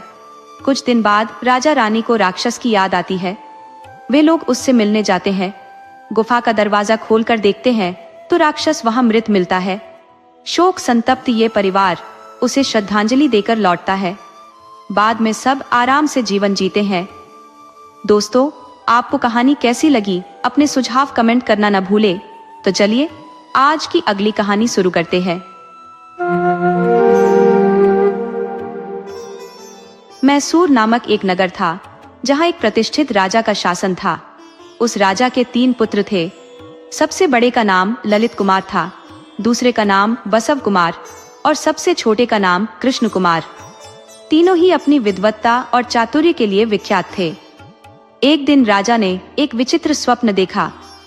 स्वप्न में उसने एक अद्भुत दृश्य देखा। एक सुनहरे चबूतरे पर खड़ा चांदी का विशाल पीपल वृक्ष, जिसकी शाखाओं पर एक दिव्य पक्षी रत्नों का सेवन करते हुए उल्लास में नृत्य कर रहा था। यह दृश्य राजा को अत्यंत आनंदित कर गया, परंतु साथ ही उसे इस स्वप्न के निहितार्थ को लेकर शंका होने लगी।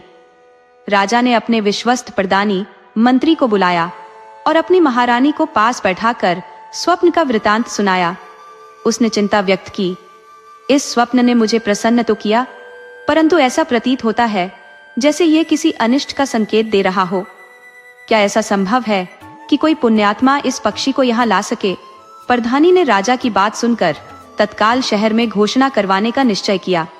उसने 1000 स्वर्ण मुद्राओं का इनाम तय कर नगर में ढिंढोरा पिटवाया, परंतु जिसने भी इस स्वप्न की बात सुनी, सबने इसे असंभव करार दिया। लोगों का कहना था कि ऐसा दृश्य केवल कल्पना में ही संभव है, वास्तविकता में नहीं। राजा के तीनों पुत्र, जो अबोध लगते थे परंतु साहस और संकल्प में दृढ़ थे, अपने पिता के पास पहुंचे और बोले, पिताजी, आप चिंता न करें, हम इस पक्षी और उस अद्भुत वृक्ष को आपके पास अवश्य लेकर आएंगे। उनके इस निश्चय को सुनकर प्रधानी ने उन्हें रोकने की चेष्टा की। उसने कहा, यदि तुम ऐसा करोगे और असफल हो गए तो लोगों को तुम पर संदेह होगा, यह तुम्हारे लिए उचित नहीं होगा। लेकिन ललित कुमार ने उत्तर दिया, हमारे पराक्रम और सामर्थ्य का समाचार हर दिशा में फैलना चाहिए। हम अपने पिताजी के स्वप्न को साकार करके रहेंगे, चाहे इसके लिए कोई भी चुनौती क्यों ना आए। तीनों भाइयों ने अपने लक्ष्य की ओर बढ़ने का दृढ़ संकल्प कर लिया। उनके हृदय में अपने पिता के स्वप्न को यथार्थ बनाने का उत्साह और जोश उमड़ रहा था। अब देखना यह था कि उनकी यह यात्रा किस प्रकार के रोमांच और संघर्ष से भरी होगी। ललित कुमार बसव कुमार की प्रतिज्ञा की बात राजा तक पहुंचती है। सुनकर राजा को खूब चिंता होती है। वे सोचने लगते हैं कि जो काम संसार में कोई नहीं कर सकता, वह ये बच्चे कहां से कर पाएंगे। ललित कुमार और बसव कुमार ने प्रधानी से यह पता लगाने के लिए कहा कि राजा उन्हें भेजेंगे कि नहीं। प्रधानी राजा से पूछता है। तब राजा बच्चों को निराश न करने के उद्देश्य से उन्हें आगे बढ़ने की अनुमति देता है। अगले दिन लड़के निकलने को तैयार होते हैं तो उनकी माँ खाना बनाकर उन्हें खिलाती है और रास्ते के लिए पाठिए भी बांध कर दे देती है। लड़के अपनी यात्रा के लिए घुड़साल से अच्छे से घोड़े चुनकर यात्रा पर निकलने को तैयार होते हैं। फिर दोनों लड़के शहर में जलसा कर अपने काम पर निकलते हैं। तब तक कृष्ण कुमार घर आकर माँ से अपने भाइयों के बारे में जानकारी लेता है। माँ से जानकारी पाकर वह भी अपने भाइयों के साथ निकलने का हठ करता है, तो उसे भी माँ खाना खिलाकर उसके भाइयों के साथ जाने देती है। कृष्ण कुमार पाठे को लेकर फिर भाइयों के पास पहुंचने के लिए भाग आता है। तब तक भाई लोग काफी दूर निकल गए होते हैं। वह उनसे मिलने के लिए भागता तो है, मगर जल्दी थक जाता है। फिर भी भाई लोग नहीं मिलते। अब घर भी दूर, भाई भी नहीं मिले। वह बहुत दुखी होता है। वह और थोड़ी दूर आगे बढ़ता है। वहां उसे एक बड़ी नदी दिखती है। वहां पर उसके दोनों भाई बैठे होते हैं। उन्हें देख उसकी सारी थकान दूर होती है। वह खुशी से उछलकर भैया कहकर जोर से पुकारता है। विधि का खेल उसकी खुशी का दूसरा परिणाम निकला। दोनों भाई उसे देख गुस्से में आते हैं और डांट कर कहते हैं, मूर्ख, तू क्यों आया? वहां माँ बाप के पास कोई नहीं, वापस जा, कहकर उसे छांटा मारते हैं। वह थोड़ी दूर लौटकर वापस आ जाता है। भाइयों को आवाज देता है। नदी में उस समय नहा रहे भाई बाहर आते हैं और गुस्से से उसे नदी में धकेल देते हैं। फिर खाना खाने बैठते हैं, मगर देखते क्या है कि सारा पाठेय बासी होकर उसमें से पानी निकल रहा है। तब छोटे भाई का पाठेय खोलते हैं। वह बहुत ताजा होता है, जिसे खाकर वे लोग अपनी यात्रा पर आगे बढ़ते हैं। यहाँ नदी में पड़े कृष्ण कुमार को एक बड़ी मछली निगल लेती है। निगलने पर उसे बहुत कष्ट होता है। मछली दर्द में तड़पते हुए शिव पार्वती का ध्यान कर एक चट्टान पर बैठकर रोती रहती है। तभी शिव पार्वती अपने करोड़ों अनुयायियों के साथ उसी मार्ग से गुजरते हैं। उन्हें मछली का रोना सुनाई देता है। वे मछली से पूछते हैं। मछली के पेट का दर्द जानकर वे एक भस्म बनाकर देते हैं। उस भस्म का सेवन करते ही कृष्ण कुमार मछली के मुंह से बाहर आता है। शिव पार्वती कैलाश लौट जाते हैं। मछली कृष्ण कुमार से कहती है कि तुम मेरे पेट से जन्मे हो, इसलिए तुम मेरे बेटे हो। कृष्ण कुमार अबोध बालक था।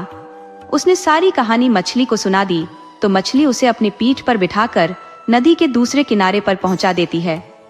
उधर ललित कुमार और बसव कुमार तरीकेरे नामक शहर तक आ पहुंचते हैं। वहां पर एक वेश्या का घर होता है। वह अपने मकान के आगे एक पट्टिका लगाए रहती है, जिसमें यह लिखा रहता है कि मेरे यहाँ आने वाले राजा को मुझे एक रात के लिए 1000 रुपए का शुल्क लगेगा और मेरे दिए पानी में इस तरह नहाना होगा कि बाल गीले ना हो। उसके बाद झूले पर आकर बैठकर पासा खेलते बैठना होगा। इस तरह खेलते समय एक बिल्ली की मदद से वह वेश्या जीत जाती है। इस तरह तीसरा खेल खेलते समय कृष्ण कुमार बिल्ली का आना ध्यान से देखता है और उसे अपने पामों से लात मारता है। तब उसी की, कृष्ण कुमार की, जीत होती है। वेश्या अब कृष्ण कुमार से शादी करना चाहती है, मगर कृष्ण कुमार उससे यही कहकर कि मैं यहाँ एक महत्वपूर्ण कार्य से आया हूँ, वह काम खत्म कर, फिर मैं तुमसे 3 महीने बाद शादी करूंगा, आगे बढ़ जाता है। वह आगे बढ़ता है, आगे बढ़ता ही रहता है। वहां पर एक जंगल मिलता है। वहां पर एक ऋषि तपस्या करते बैठे रहते हैं। कृष्ण कुमार वहां जाता है। वहां एक वेताल आकाश और भूमि में एकाकार होकर कृष्ण कुमार को उठा लेता है, आगे बढ़ता है। तब कृष्ण कुमार को याद आता है कि मछली ने उसे एक वादा लिया था। वह मछली का स्मरण करता है। स्मरण करते ही वेताल के लिए कृष्ण कुमार भारी, बहुत भारी हो जाता है। वह उसे उठा नहीं पाता, इसलिए कृष्ण कुमार को नीचे उतारकर वह अदृश्य हो जाता है। कृष्ण कुमार वहीं उतरता है जहां ऋषि तपस्या में निमग्न है। तब सुबह होती है। ऋषि तब आंख खोलकर देखते हैं। उसे लगता है कि कृष्ण परमात्मा ही उसे दर्शन देने वहां आ पहुंचे हैं। वे उससे पूछते हैं कि तुम कौन हो? कृष्ण कुमार कहता है कि उसे कुछ पता नहीं कि वह कौन है, कहां से आया है।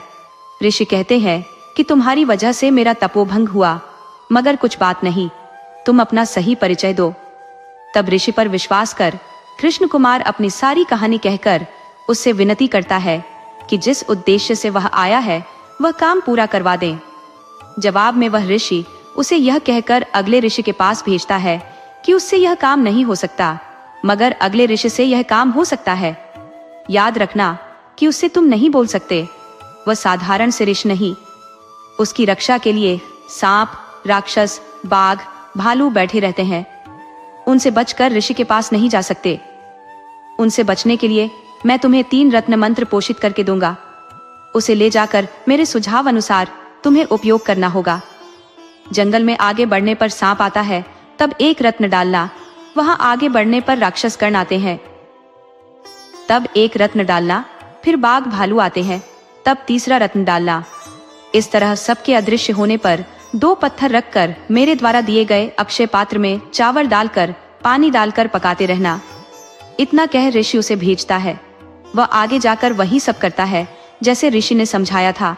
सांप, राक्षस, बाघ, भालू सभी अदृश्य होते हैं। तब ऋषि के सामने आता है, फिर अक्षय पात्र में चावल पकाना शुरू करता है। एक बार अक्षय पात्र उलटकर अक्षय कुमार के ऊपर गिरता है। वह उसे सीधा करता है, मगर वह फिर बार बार उलटता है। वह सीधा करता ही रहता है। तभी ऋषि जागकर आंख खोलता है। सामने उसे कृष्ण कुमार दिखता है। उसने देखा कि 2 गोल पत्थर रखकर वह बर्तन को उस पर टिकाने की कैसी मूर्ख कोशिश कर रहा है।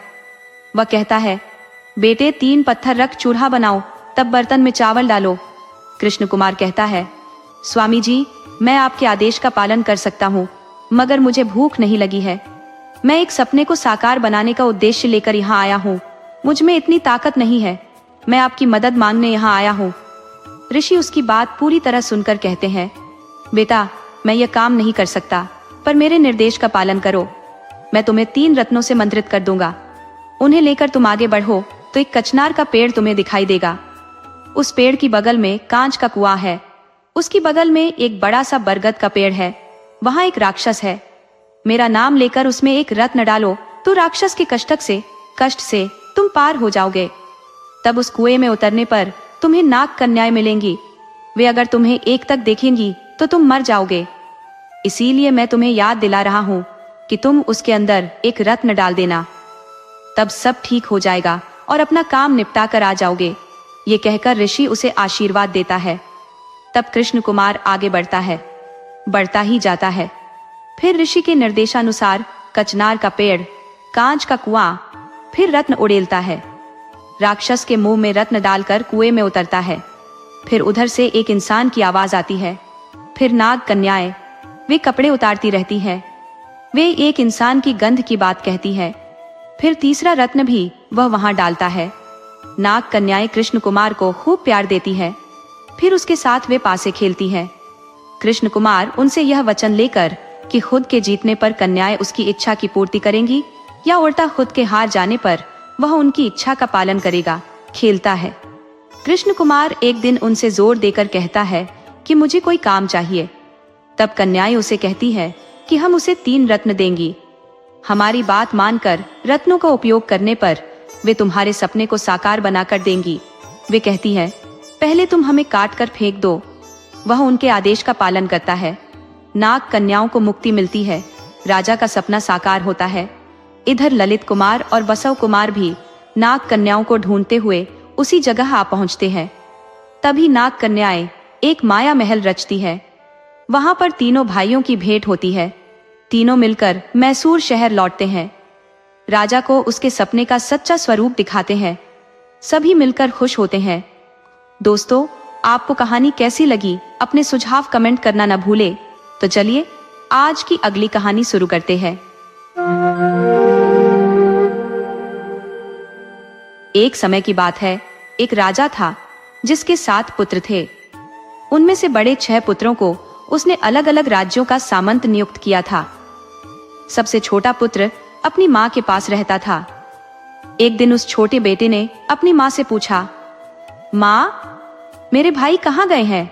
उन्हें घोड़े पर चढ़कर कहीं जाते देखा है, बताओ वे कहाँ गए हैं? उसने यह बात इतनी जिद के साथ कही कि माँ को सच सच बताना पड़ा। सारी बात जानने के बाद छोटे पुत्र ने दृढ़ता से कहा, कुछ भी हो, मुझे अपने भाइयों से मिलना ही है।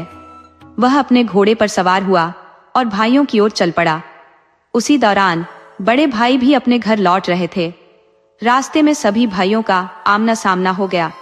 छोटे भाई ने उनसे कहा, तुम सब वापस चलो, मैं तुम्हारे राज्य देखने आ रहा हूँ। छोटे भाई के आग्रह पर वे सभी वापस लौटने को तैयार हो गए। लौटते समय रास्ते में एक विशाल मंदिर पड़ा। उस मंदिर में 7 दिव्य कन्याएं रहती थी, जिन्होंने वहां 7 सुंदर महल बना रखे थे।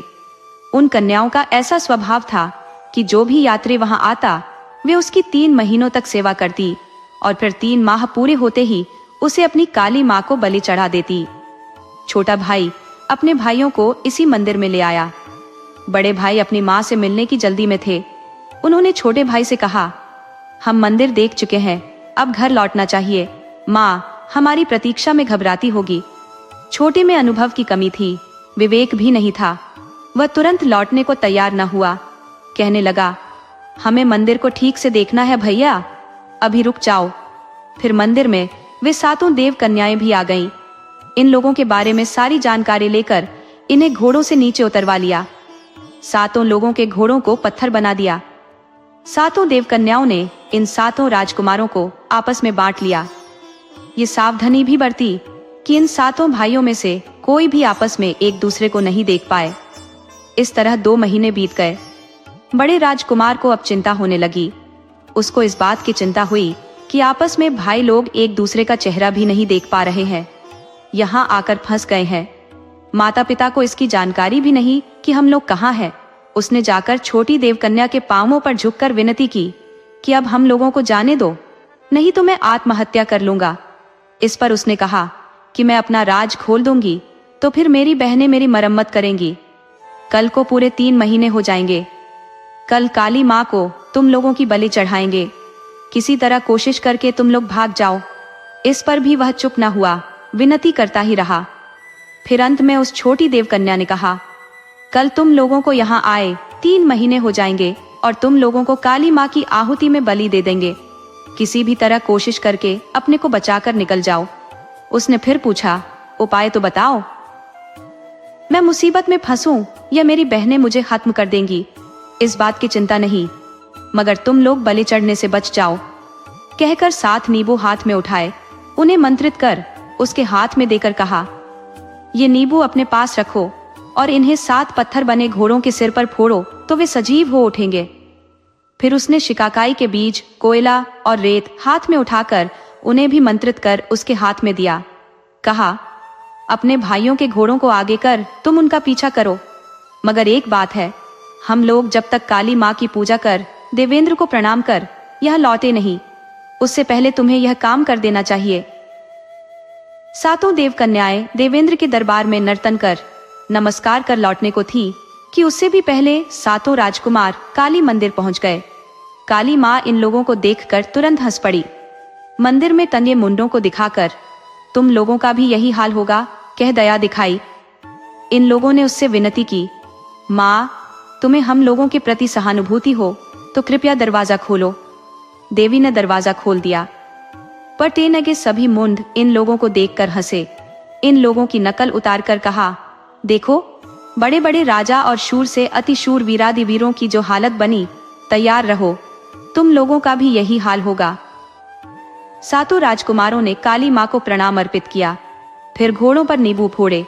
घोड़े फिर से प्राणवान बने। 7 घोड़ों पर चढ़े और तेजी से निकल पड़े। 7 देव कन्याएं लौटी, देखा कि राजकुमार तो निकल गए हैं। वे कहाँ हिम्मत हारने वाली थी, राजकुमारों का पीछा किया। वे अदृश्य होकर माया अपनाकर जा रही थी, इसीलिए 6 बड़े राजकुमार उन्हें देख नहीं पा रहे थे। छोटे वाले को मात्र वे दिख रही थी। छोटी देवकन्या ने छोटे से कहा था कि आगे बढ़ते समय शिकाकाई के बीज पीछे की तरफ फेंकते जाना। वह उसी अनुसार बीज फेंकता आगे बढ़ रहा था। सड़क पर शिकाकाई के कांटे पड़े थे। देवकन्याओं की साड़ियों में वे उलझ गए, मगर किसी तरह वे उन्हें छुड़ाकर आगे बढ़ी। राजकुमार ने कोयला फेंका, आकाश तक कोयले से आग निकली फैली। वे उसे भी लांघकर आगे बढ़ गई। फिर अंत में उनको देखकर वह भी घबरा गया। उस हड़बड़ाहट में उसने रेत को पीछे की तरफ फेंकना भूलकर आगे को फेंक दिया। तब वहां पर एक नदी फैल गई। 6 भाई लोग नदी के इस पार ही रह गए। ये छोटा वाला ही नदी के उस पार जा पाया। 7 देवकन्याओं ने आकर इसे पकड़ा। ये सोचकर 7 को भगा लाने का दोषी यही है। उसको पकड़कर उसका सिर काट डाला। हाथ पांव कुछ भी सुरक्षित नहीं रहा। सबको काट गिद्धों को उसका मांस खिलाती गई। अपनी बड़ी बहनों के आगे की तरफ बढ़ते समय छोटी देवकन्या छोटे राजकुमार के मांस के टुकड़ों को जमा कर अपने आंचल में छिपाती रही। महल लौटकर उसने उन सारे टुकड़ों को क्रम से जोड़ा। अब वह अपने आप को नहीं रोक सकी, बिलख कर रोने लगी। रात के 12 बज गए। पार्वती परमेश्वर आकाश के मार्ग से विहार करते जा रहे थे। पार्वती ने इस कन्या का रोना सुना। आखिर वे भी तो एक महिला थी।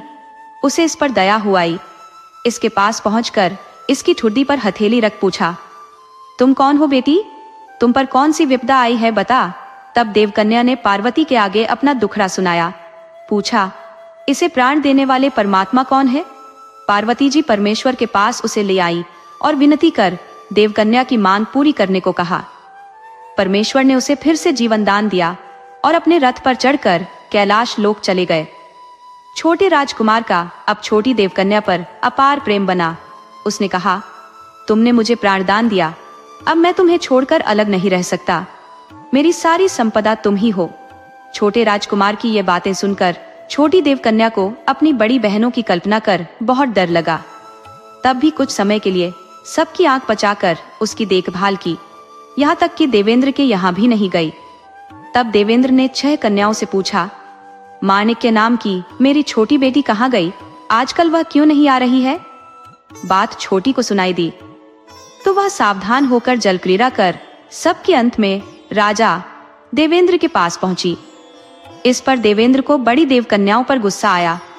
उसने कहा, इन लड़कियों को मृत्युलोक भेजकर मैंने गलत किया। तुम छोटी हो इसीलिए तुम्हारी उपेक्षा कर रही है। आगे से तुम इन लोगों के साथ मत आओ, अकेली ही आया करो। तब छोटी कन्या ने अपने पिता देवेंद्र से सारी कहानी कह सुनाई। बताया कि किस तरह उसने छोटे राजकुमार के प्राण बचाए।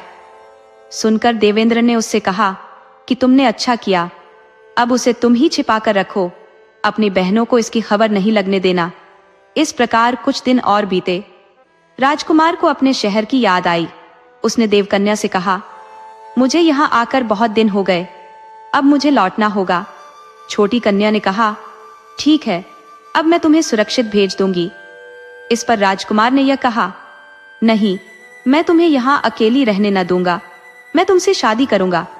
छोटी ने जवाब में कहा, यह नहीं हो सकता, मैं देवेंद्र की बेटी हूँ, मैं नर मानव से शादी नहीं कर सकती। एक काम करो, मैं तुम्हें एक तार वाला एक तानपुरा दूंगी, वह अपने पास रखना। तुम तार को ऊपर की तरफ खींचोगे तो तुम ऊपर की तरफ देवलोक में आओगे। मैं वहां पर तुम्हें मिलूंगी। तुम नीचे की तरफ तार खींचोगे तब भूलोक में पहुंच जाओगे। छोटी कन्या ने देवेंद्र से राजकुमार की इच्छा की बात बता दी। देवेंद्र को यह बात नहीं भाई, उसने इनकार कर दिया। फिर राजकुमार लौट कर आया।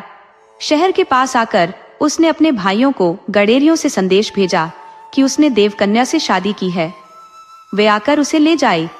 पहले तो भाइयों को विश्वास न हुआ, क्योंकि उन्हीं के आगे छोटे की हत्या हुई थी।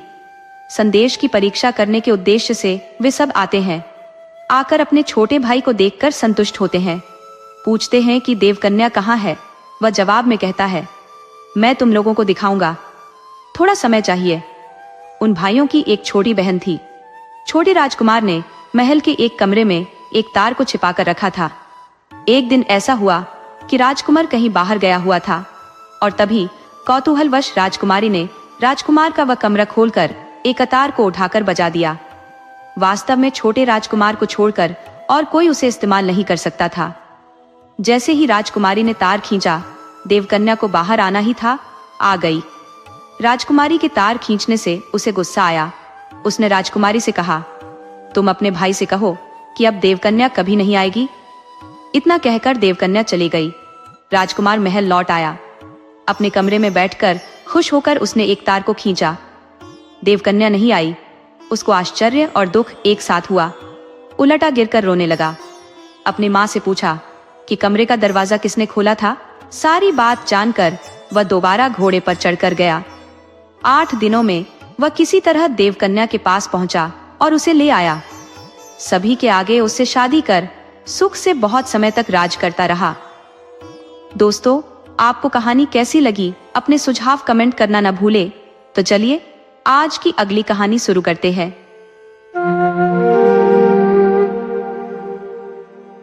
कर्नाटक के उत्तर दिशा में चंदन के पेड़ों का एक ऐसा सघन जंगल था जहां दिन के उजाले में भी रात का सा गहरा अंधकार पसरा रहता। इस अद्भुत जंगल के मध्य एक प्राचीन मंदिर स्थित था। मंदिर के एक कोने में एक वृद्ध पुजारी और उनकी पत्नी निवास करते थे। दोनों दृष्टिहीन थे और निसंतान होने का उन्हें गहरा दुख था।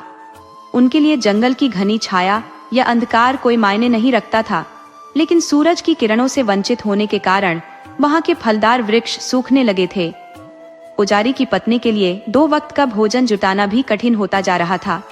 किसी तरह वे समय बिता रहे थे, इस उम्मीद में कि जैसे हर किसी का समय बदलता है, वैसे ही उनके भी जीवन में कोई चमत्कार होगा। उनका अधिकतर समय मंदिर की सेवा और देखभाल में व्यतीत होता। एक दिन वहां एक तपस्वी सन्यासी का आगमन हुआ। उन्होंने पुजारी दंपति से भिक्षा की याचना की। पुजारी की पत्नी जंगल में गई और जो भी थोड़े बहुत फल मिले उन्हें समेट कर लाई। घर में जो भी रूखा सूखा बचा था उसी से उन्होंने अतिथि की सेवा की। सन्यासी उनकी सादगी और सेवा भावना से बहुत प्रसन्न हुए और बोले, वत्स, तुम्हारी सेवा भाव से मैं संतुष्ट हूँ। अपनी कोई अभिलाषा बताओ जो मैं पूरी कर सकूं। दंपति ने एक स्वर में उत्तर दिया, हे अतिथि देवता, हम दोनों वृद्ध हो चले हैं। हमारी देखभाल करने वाला कोई नहीं है। हमें संतान का आशीर्वाद चाहिए। सन्यासी ने अपनी सिद्धि से वरदान दिया, तथास्तु, तुम्हारे यहाँ एक कन्या का जन्म होगा। सौदागर पलंग पोश लेकर जंगल के पार चला गया। रास्ते में उसे एक भव्य महल नजर आया, जिसे देखकर वह चकित रह गया। पहले उसने कभी इस महल को नहीं देखा था। असल में वह राक्षस राजा का मायावी महल था। वह राजा बेहद निर्दयी और स्वेच्छाचारी था। वह न केवल लोगों को सताता, बल्कि उनकी मनपसंद चीजें छीन लेता। उसके अत्याचारों के कारण उसके महल के आसपास कोई जीव जंतु भी नहीं भटकते। पक्षियों की चहचहाहट सुनकर वह क्रोध से भर उठता था। यही वजह थी कि उसे राक्षस राजा के नाम से जाना जाता था। सौदागर दुर्भाग्यवश सीधे इसी महल में पहुंच गया। रानी ने पलंगपोश देखा तो वह उसे अत्यंत भाया। उन्होंने उसे मनचाही कीमत देकर खरीद लिया। जब रात में राजा और रानी उस पर सोए तो उन्हें अजीबोगरीब अनुभव हुआ। पलंगपोश के जिस ओर वे सोते, वहां का वातावरण उस पर बने मौसम के चित्र के अनुरूप बदल जाता। रानी की ओर ग्रीष्म ऋतु का एहसास था, जिससे उन्हें पसीना आ रहा था। राजा की ओर शीत ऋतु का दृश्य था। ठंड के कारण उनके दांत किटकिटाने लगे। उन्हें समझ में आया कि यह सब उस पलंगपोश पर काढ़े गए चित्रों का चमत्कार है। जैसे तैसे सवेरा हुआ। राजा ने उस सौदागर को दरबार में लाने का हुक्म दिया, जिससे रानी ने उसे खरीदा था। राजा के सिपाही सौदागर को खोजने निकल पड़े। अंत में वे सौदागर को राजा के सामने ले आए। सौदागर डरते डरते राजा के सामने खड़ा हो गया।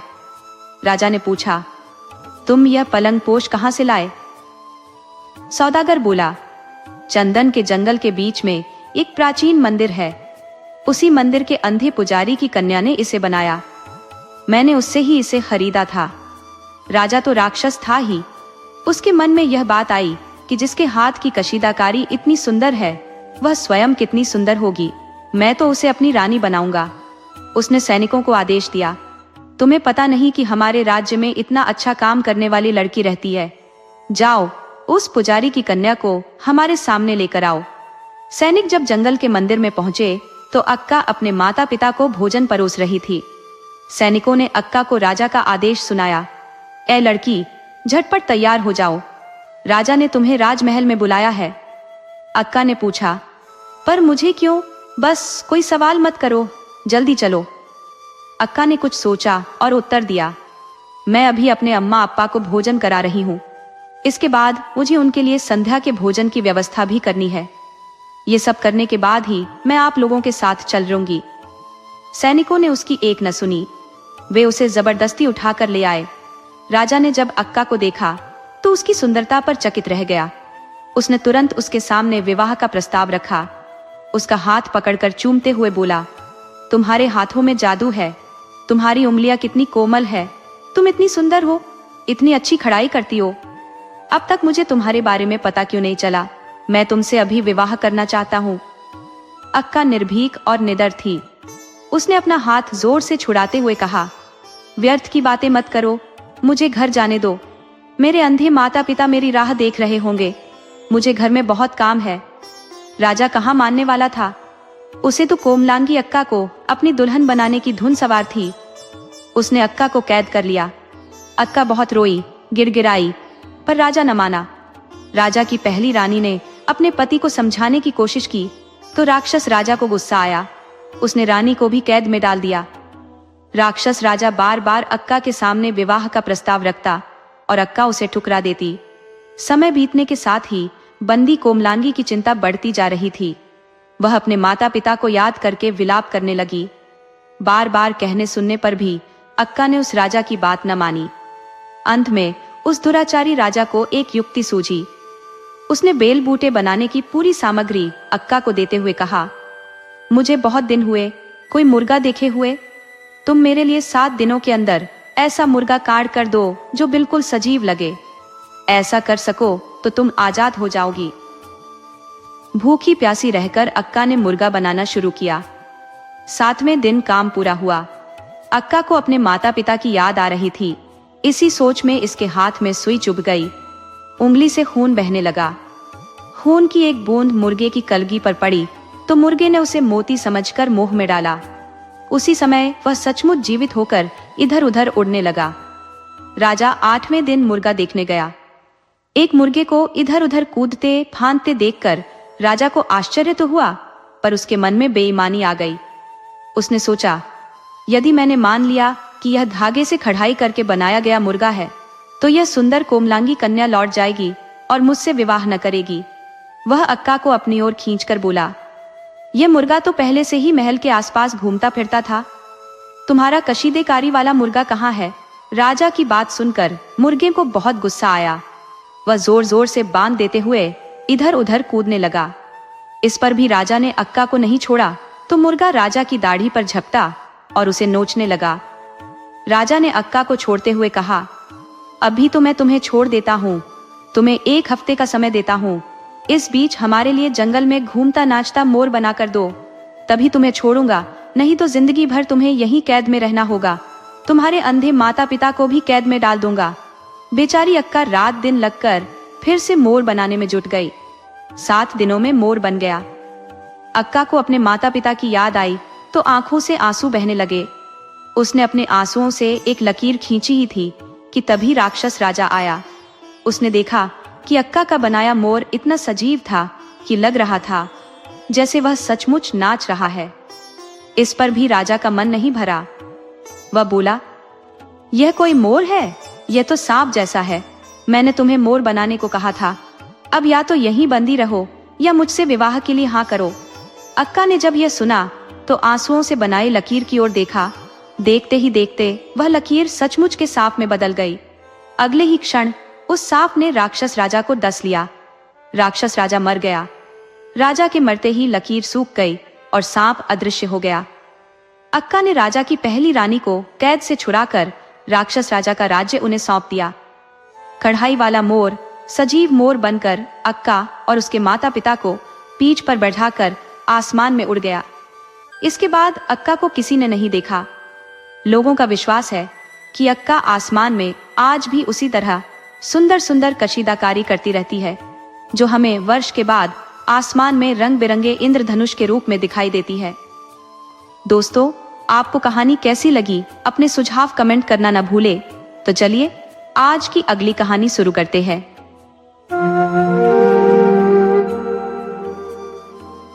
एक बूढ़ी औरत थी जिसके जीवन का एकमात्र सहारा उसका बेटा था, लेकिन बेटे के साथ एक अनोखी समस्या थी।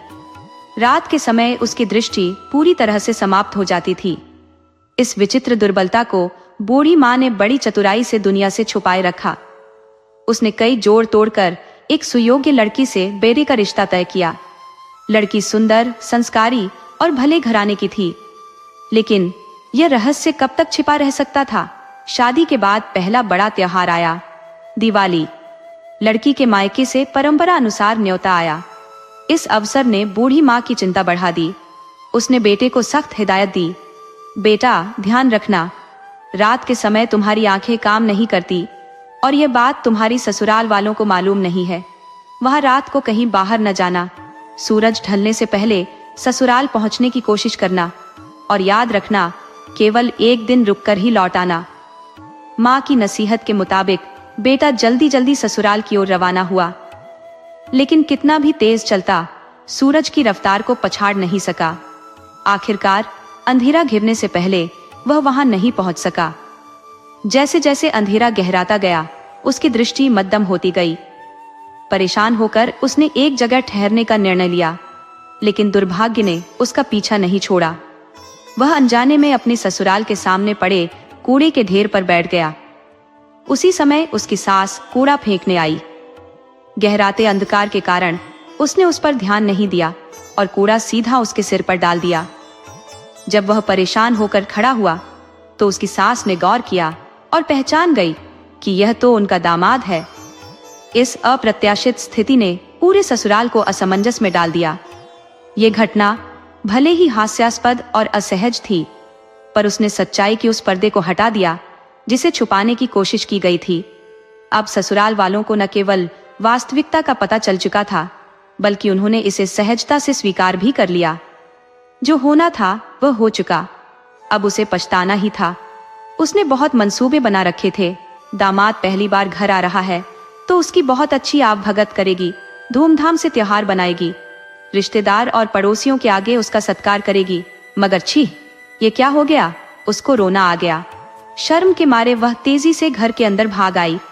सड़क पर उसका 10 साल का बेटा भैंस को भगाता हुआ घर लौट रहा था। उसको देखते ही उसने कहा, बेटा, तुम्हारे जीजा आए हैं, मगर पता नहीं क्यों वे हमारे घर के कूड़े वाले ढेर पर बैठ गए हैं। शायद पेशाब करने बैठे होंगे। मैं उन्हें वहां बैठे देख नहीं पाई, उनके ऊपर कूड़ा फेंक दिया। उन्हें मुझ पर गुस्सा आया होगा। तुम्हें वे बहुत चाहते हैं, तुम भी बहुत चाहते हो ना? उन्हें घर के अंदर बुला लाओ। लड़का जीजाजी पुकारते हुए उसकी तरफ भागा। जमाई के पास जाकर कहा, जीजाजी आइए ना घर के अंदर, यहाँ पर क्यों बैठे हैं?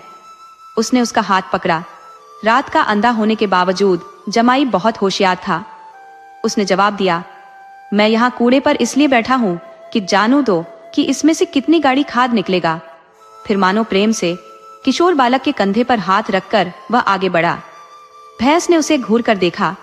उसे धक्का मारने आई तो तेज आवाज सुनकर उसने थोड़ा सा पीछे हटकर पूछा, ये क्या है? लड़के ने जवाब दिया, यह हमारी भैंस है, मैं उसे चराने ले गया था। उसको तो अपना दोष छिपाना था। कहा, ओफ, यह भैंस बहुत बड़ी है।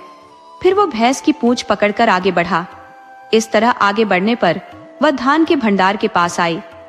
उन दिनों अनाज को जमीन में गड्ढा खोदकर खत्ती बनाकर उसमें जमा किया जाता था।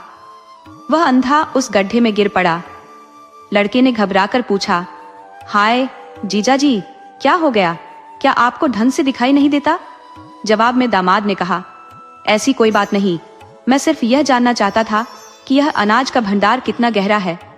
मैं भी इसी तरह का अनाज जमा करने वाला एक भंडार खुदवाने वाला हूँ। कोई बात नहीं, तुम अब मुझे हाथ का सहारा दो, मैं ऊपर आता हूँ। ये कहकर इस बार भी अपने प्राकृतिक दोष को उसने छिपा लिया। दीवार का सहारा लेकर वह आगे बढ़ा। लड़के ने फिर पूछा, जीजाजी, आप दीवार का सहारा लेकर आगे बढ़ रहे हैं, क्या आपकी नजर ठीक नहीं है? जवाब में उसने कहा, छी, तुम यह क्या कह रहे हो? मैं तो सिर्फ तुम्हारे घर की दीवार की लंबाई नाप रहा हूँ। घर के दरवाजे पर एक मेढ़ा खड़ा था। वह उससे टकराकर गिर पड़ा। तब मेढ़े ने अपने सींगों से उसे भौंका।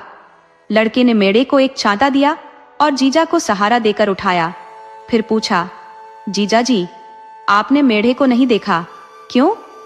नहीं नहीं, तुम समझो मेरी बात। उसका आकार देखकर मुझे उससे टकराने का मन हुआ, मगर देखो, मुझे तो उसने भौंक दिया। जमाई ने कहा। अंधेरा गहरा हुआ। रात हुई। सब लोग खाना खाने बैठ गए। सामने पटिये पर थाली रखी थी। त्योहार के अवसर का बढ़िया भोजन था तो सासू जी स्वयं परोसने आ गई। विशिष्ट संदर्भों पर महिलाएं खूब सज धज कर काम करती है। सासू जी नूपुर और चूड़ियां पहनकर परोस रही थी। चूड़ियों की खनखनाहट से जमाई साहब ने समझा कि मेढ़ा दोबारा आया है। पर डर गया। घबराहट में आवाज सुनकर उस तरफ अपनी प्लेट उठाकर फेंकी। वह प्लेट सास के पामों पर लगी। वह घबराहट में रसोई की तरफ भागी। सासू को लगा कि जमाई गुस्से में उससे बदला ले रहा है। एक तो यह कि उसके सिर पर कूड़ा डाल दिया था, और दूसरी वजह यह कि बेटी को परोसने भेजना था। फिर बेटी ने खुद उसे खाना परोसा। रात को खाना खाने के बाद पति पत्नी दोनों कमरे में लेटे, बाकी लोग नीचे बाहर के बरामदे में लेटे थे। ऐसा हुआ कि आधी रात को उसे पेशाब करने का मन हुआ। अंधेरे में लड़खड़ाते हुए दीवार का सहारा लेकर किसी तरह वह पिछवाड़े तक गया। काम पूरा होने पर उसे मकान का दरवाजा नहीं दिखा। भटक कर वह उस जगह पहुंचा जहां पर सासू जी सो रही थी। यह सोचकर कि वह अपनी पत्नी है, उसने सासू के पांव छू दिए। अंधेरे में सासू जी ने समझा कि कोई चोर है। उसने चिल्लाकर पूछा, कौन हो? उसे अपनी गलती का एहसास हुआ। मैं हूं मैं, उसका जवाब था। सासू मां ने पूछा, आप है? आधी रात में आप यहाँ पर क्यों आए हैं? उसने कहा, मैंने खाने की थाली आपके ऊपर फेंक दी थी। मैं आपसे क्षमा मांगने आया हूँ। मुझसे गलती हो गई, मुझे माफ कर दीजिए। जमाई की बात सुनकर सासू जी बहुत बेचैन हो गई। कहने लगी, कोई बात नहीं, आप अब अपने कमरे में जाकर सो जाइए। उधर आधी रात में इस शोर को सुनकर उसकी पत्नी की समझ में नहीं आया कि बाहर क्या हो रहा है। उसे सिर्फ यह पता था कि उसका पति पेशाब करने गया हुआ है। उसने सोचा, माफी तो सुबह भी मांगी जा सकती है। आधी रात में इन लोगों की आवाज सुनकर पड़ोसियों को कुछ गलत फहमी न हो जाए, यह उचित नहीं रहेगा। वह बाहर आकर मामले को सुबह निपटाने के लिए कहकर पति का हाथ थामकर अंदर ले आई। रात बीती, सुबह हुई। जमाई उठकर अपने गांव जाने की तैयारी में लग गया। कहने लगा, मैं बहुत व्यस्त हूं, बहुत काम है, मुझे जाने दो। इस तरह अपनी बीवी को मनाकर सास ससुर से कहकर अपने घर के लिए निकल पड़ा। किसी को भी पता नहीं चल सका कि वह रात का अंधा है। अपने इस कुशल व्यवहार पर खुशी मनाते हुए वह भी अपने गांव लौट आया। दोस्तों, आपको कहानी कैसी लगी? अपने सुझाव कमेंट करना न भूले। तो चलिए आज की अगली कहानी शुरू करते हैं।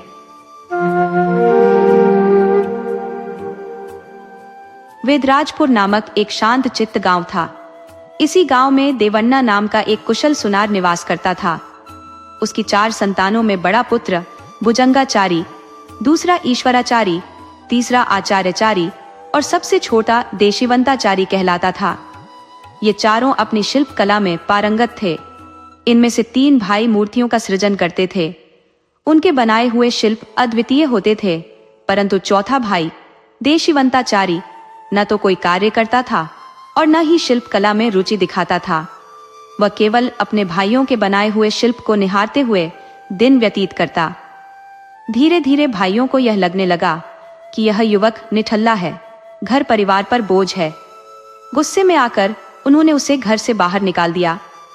अपने ही घर से तिरस्कृत होकर देशिवंताचारी ने गांव छोड़ने का निर्णय लिया। वह अमृतपुर नामक एक अन्य गांव पहुंचा। वहां एक प्रसिद्ध शिल्पकार का निवास था। देशिवंताचारी ने उसके घर की चौखट पर दस्तक दी। शिल्पकार ने उसे भीतर बुलाया और पूछा, तुम कौन हो, किस गांव के हो और यहाँ आने का उद्देश्य क्या है? देशिवंताचारी ने विनम्रता से उत्तर दिया, मेरा नाम देशिवंताचारी है, मैं वेदराजपुर से हूँ। हमारे परिवार में 4 भाई हैं, सभी शिल्पकारी करते हैं, मैं भी शिल्पकार हूँ। अमृतपुर का शिल्पकार अपनी कला में निपुण था। उसकी एक कन्या और 4 पुत्र थे। पुत्र भी शिल्प कला में दक्ष थे। उन सभी ने यह सोचकर अपनी बहन का विवाह देशिवंताचारी से करा दिया कि वह जीवन में सफल होगा और अपनी पत्नी को सुखी रखेगा। लेकिन विवाह के बाद भी देशिवंताचारी ने अपने स्वभाव में कोई परिवर्तन नहीं किया। वह दिन भर इधर उधर घूमता और कोई काम नहीं करता। धीरे धीरे उसके ससुराल वाले भी उसकी इस लापरवाही से खिन्न हो गए। एक दिन उन्होंने कड़े स्वर में कहा, यदि तुम इसी प्रकार आलसी बने रहोगे तो अपने परिवार की देखभाल कैसे करोगे? अब या तो कोई कार्य शुरू करो या फिर अपनी पत्नी को लेकर यहाँ से चले जाओ। उनके कठोर शब्दों ने देशिवंताचारी को सोचने पर विवश कर दिया। जीवन के इस मोड़ पर क्या वह अपने आलस्य को त्याग कर कुछ सार्थक करेगा, यह देखना शेष था। देशवंताचारी इस बात पर अपने सालों से चिढ़ जाता है। एक अलग मकान किराए पर लेकर पत्नी के साथ रहना शुरू करता है। बीवी अपने भाइयों के यहाँ से दाल अनाज लेकर आती है, उसे पकाकर खिलाती रहती है। यह तरीका भी कितने दिन चल सकता था। फिर वह भी इसके इस व्यवहार को देख थक जाती है। कहती है, तुम अपने को शिल्पी कहते हो, कुछ काम नहीं करते, मेरे भाइयों के साथ मिलकर कोई काम क्यों नहीं करते हो। घर वाले की यह बात सुन देशवंताचारी अपने को अपमानित महसूस करता है। अपने सालों के साथ लकड़ी लाने जंगल में जाता है। वे लोग पेड़ की बड़ी बड़ी शाखाओं को काट लाते हैं तो वह छोटी छोटी डालियों को काट लाता है। उसकी पत्नी उससे पूछती है कि मेरे भाई लोग तो बड़ी शाखाएं ले आए हैं, फिर तुम क्यों इतनी छोटी डालियों को काट लाए हो। देशवंताचारी अगली सुबह देवरत्न नामक एक पलंग बनाता है। पलंग के चारों पामों पर 4 गुड़िया बनाकर उन्हें उपदेश देता है। फिर उन सब को खोलकर लकड़ी के गट्ठे जैसे बनाकर 4 कोनों पर उन्हें टिका देता है। लकड़ी का गट्ठा देखकर वह हंसकर कहती है, तो रात भर तुमने यही काम किया। कोई बात नहीं, एक काम करना, किसी से मत कहो, मैं इसे ले जाकर बाजार में बेच आती हूँ।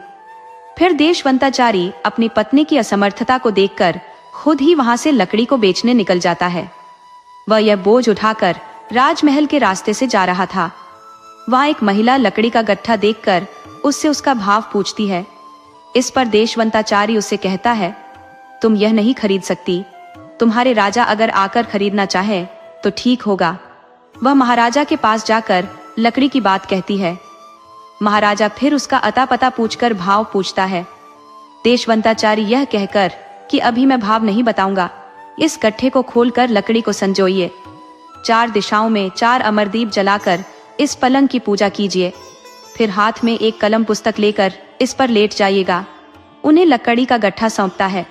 राजा उसी बात मानकर चारों दिशाओं में 4 दीप जलाकर कलम पुस्तक हाथ में लेकर लेटता है। उस 4 कोनों पर रखे पलंग के पामों पर रखी गुड़ियों में से एक गुड़िया इस तरह बोलती है, बहन सुनो, मैं बाजार जाकर घूमकर लौटने तक तुम जरा मेरी जगह पर अपना सहारा दे देना। गुड़िया ने वैसा ही किया। ये गुड़िया बाजार में घूमकर लौटी तो तीनों गुड़िया उससे बाजार की खबर के बारे में पूछती है।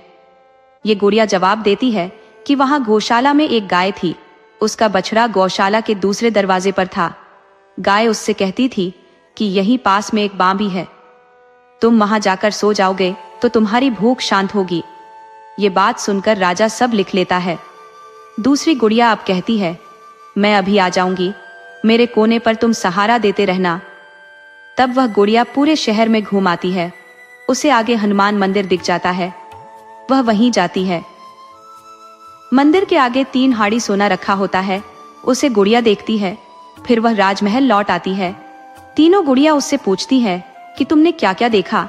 वह जो जो जवाब देती है राजा वह सब लिख लेता है। अब तीसरी गुड़िया की बारी आती है। वह भी उसी तरह सहारे की मांग कर शहर में घूमने जाती है। महाराज के महल के पीछे एक बड़ा घड़ा होता है। उस घड़े में विक्रमादित्य के दरबार की एक कुर्सी दिखाई देती है। वह देखकर वह महल लौट आती है। आते ही तीनों एक साथ पूछती हैं कि बता, तुम क्या देखकर आई हो।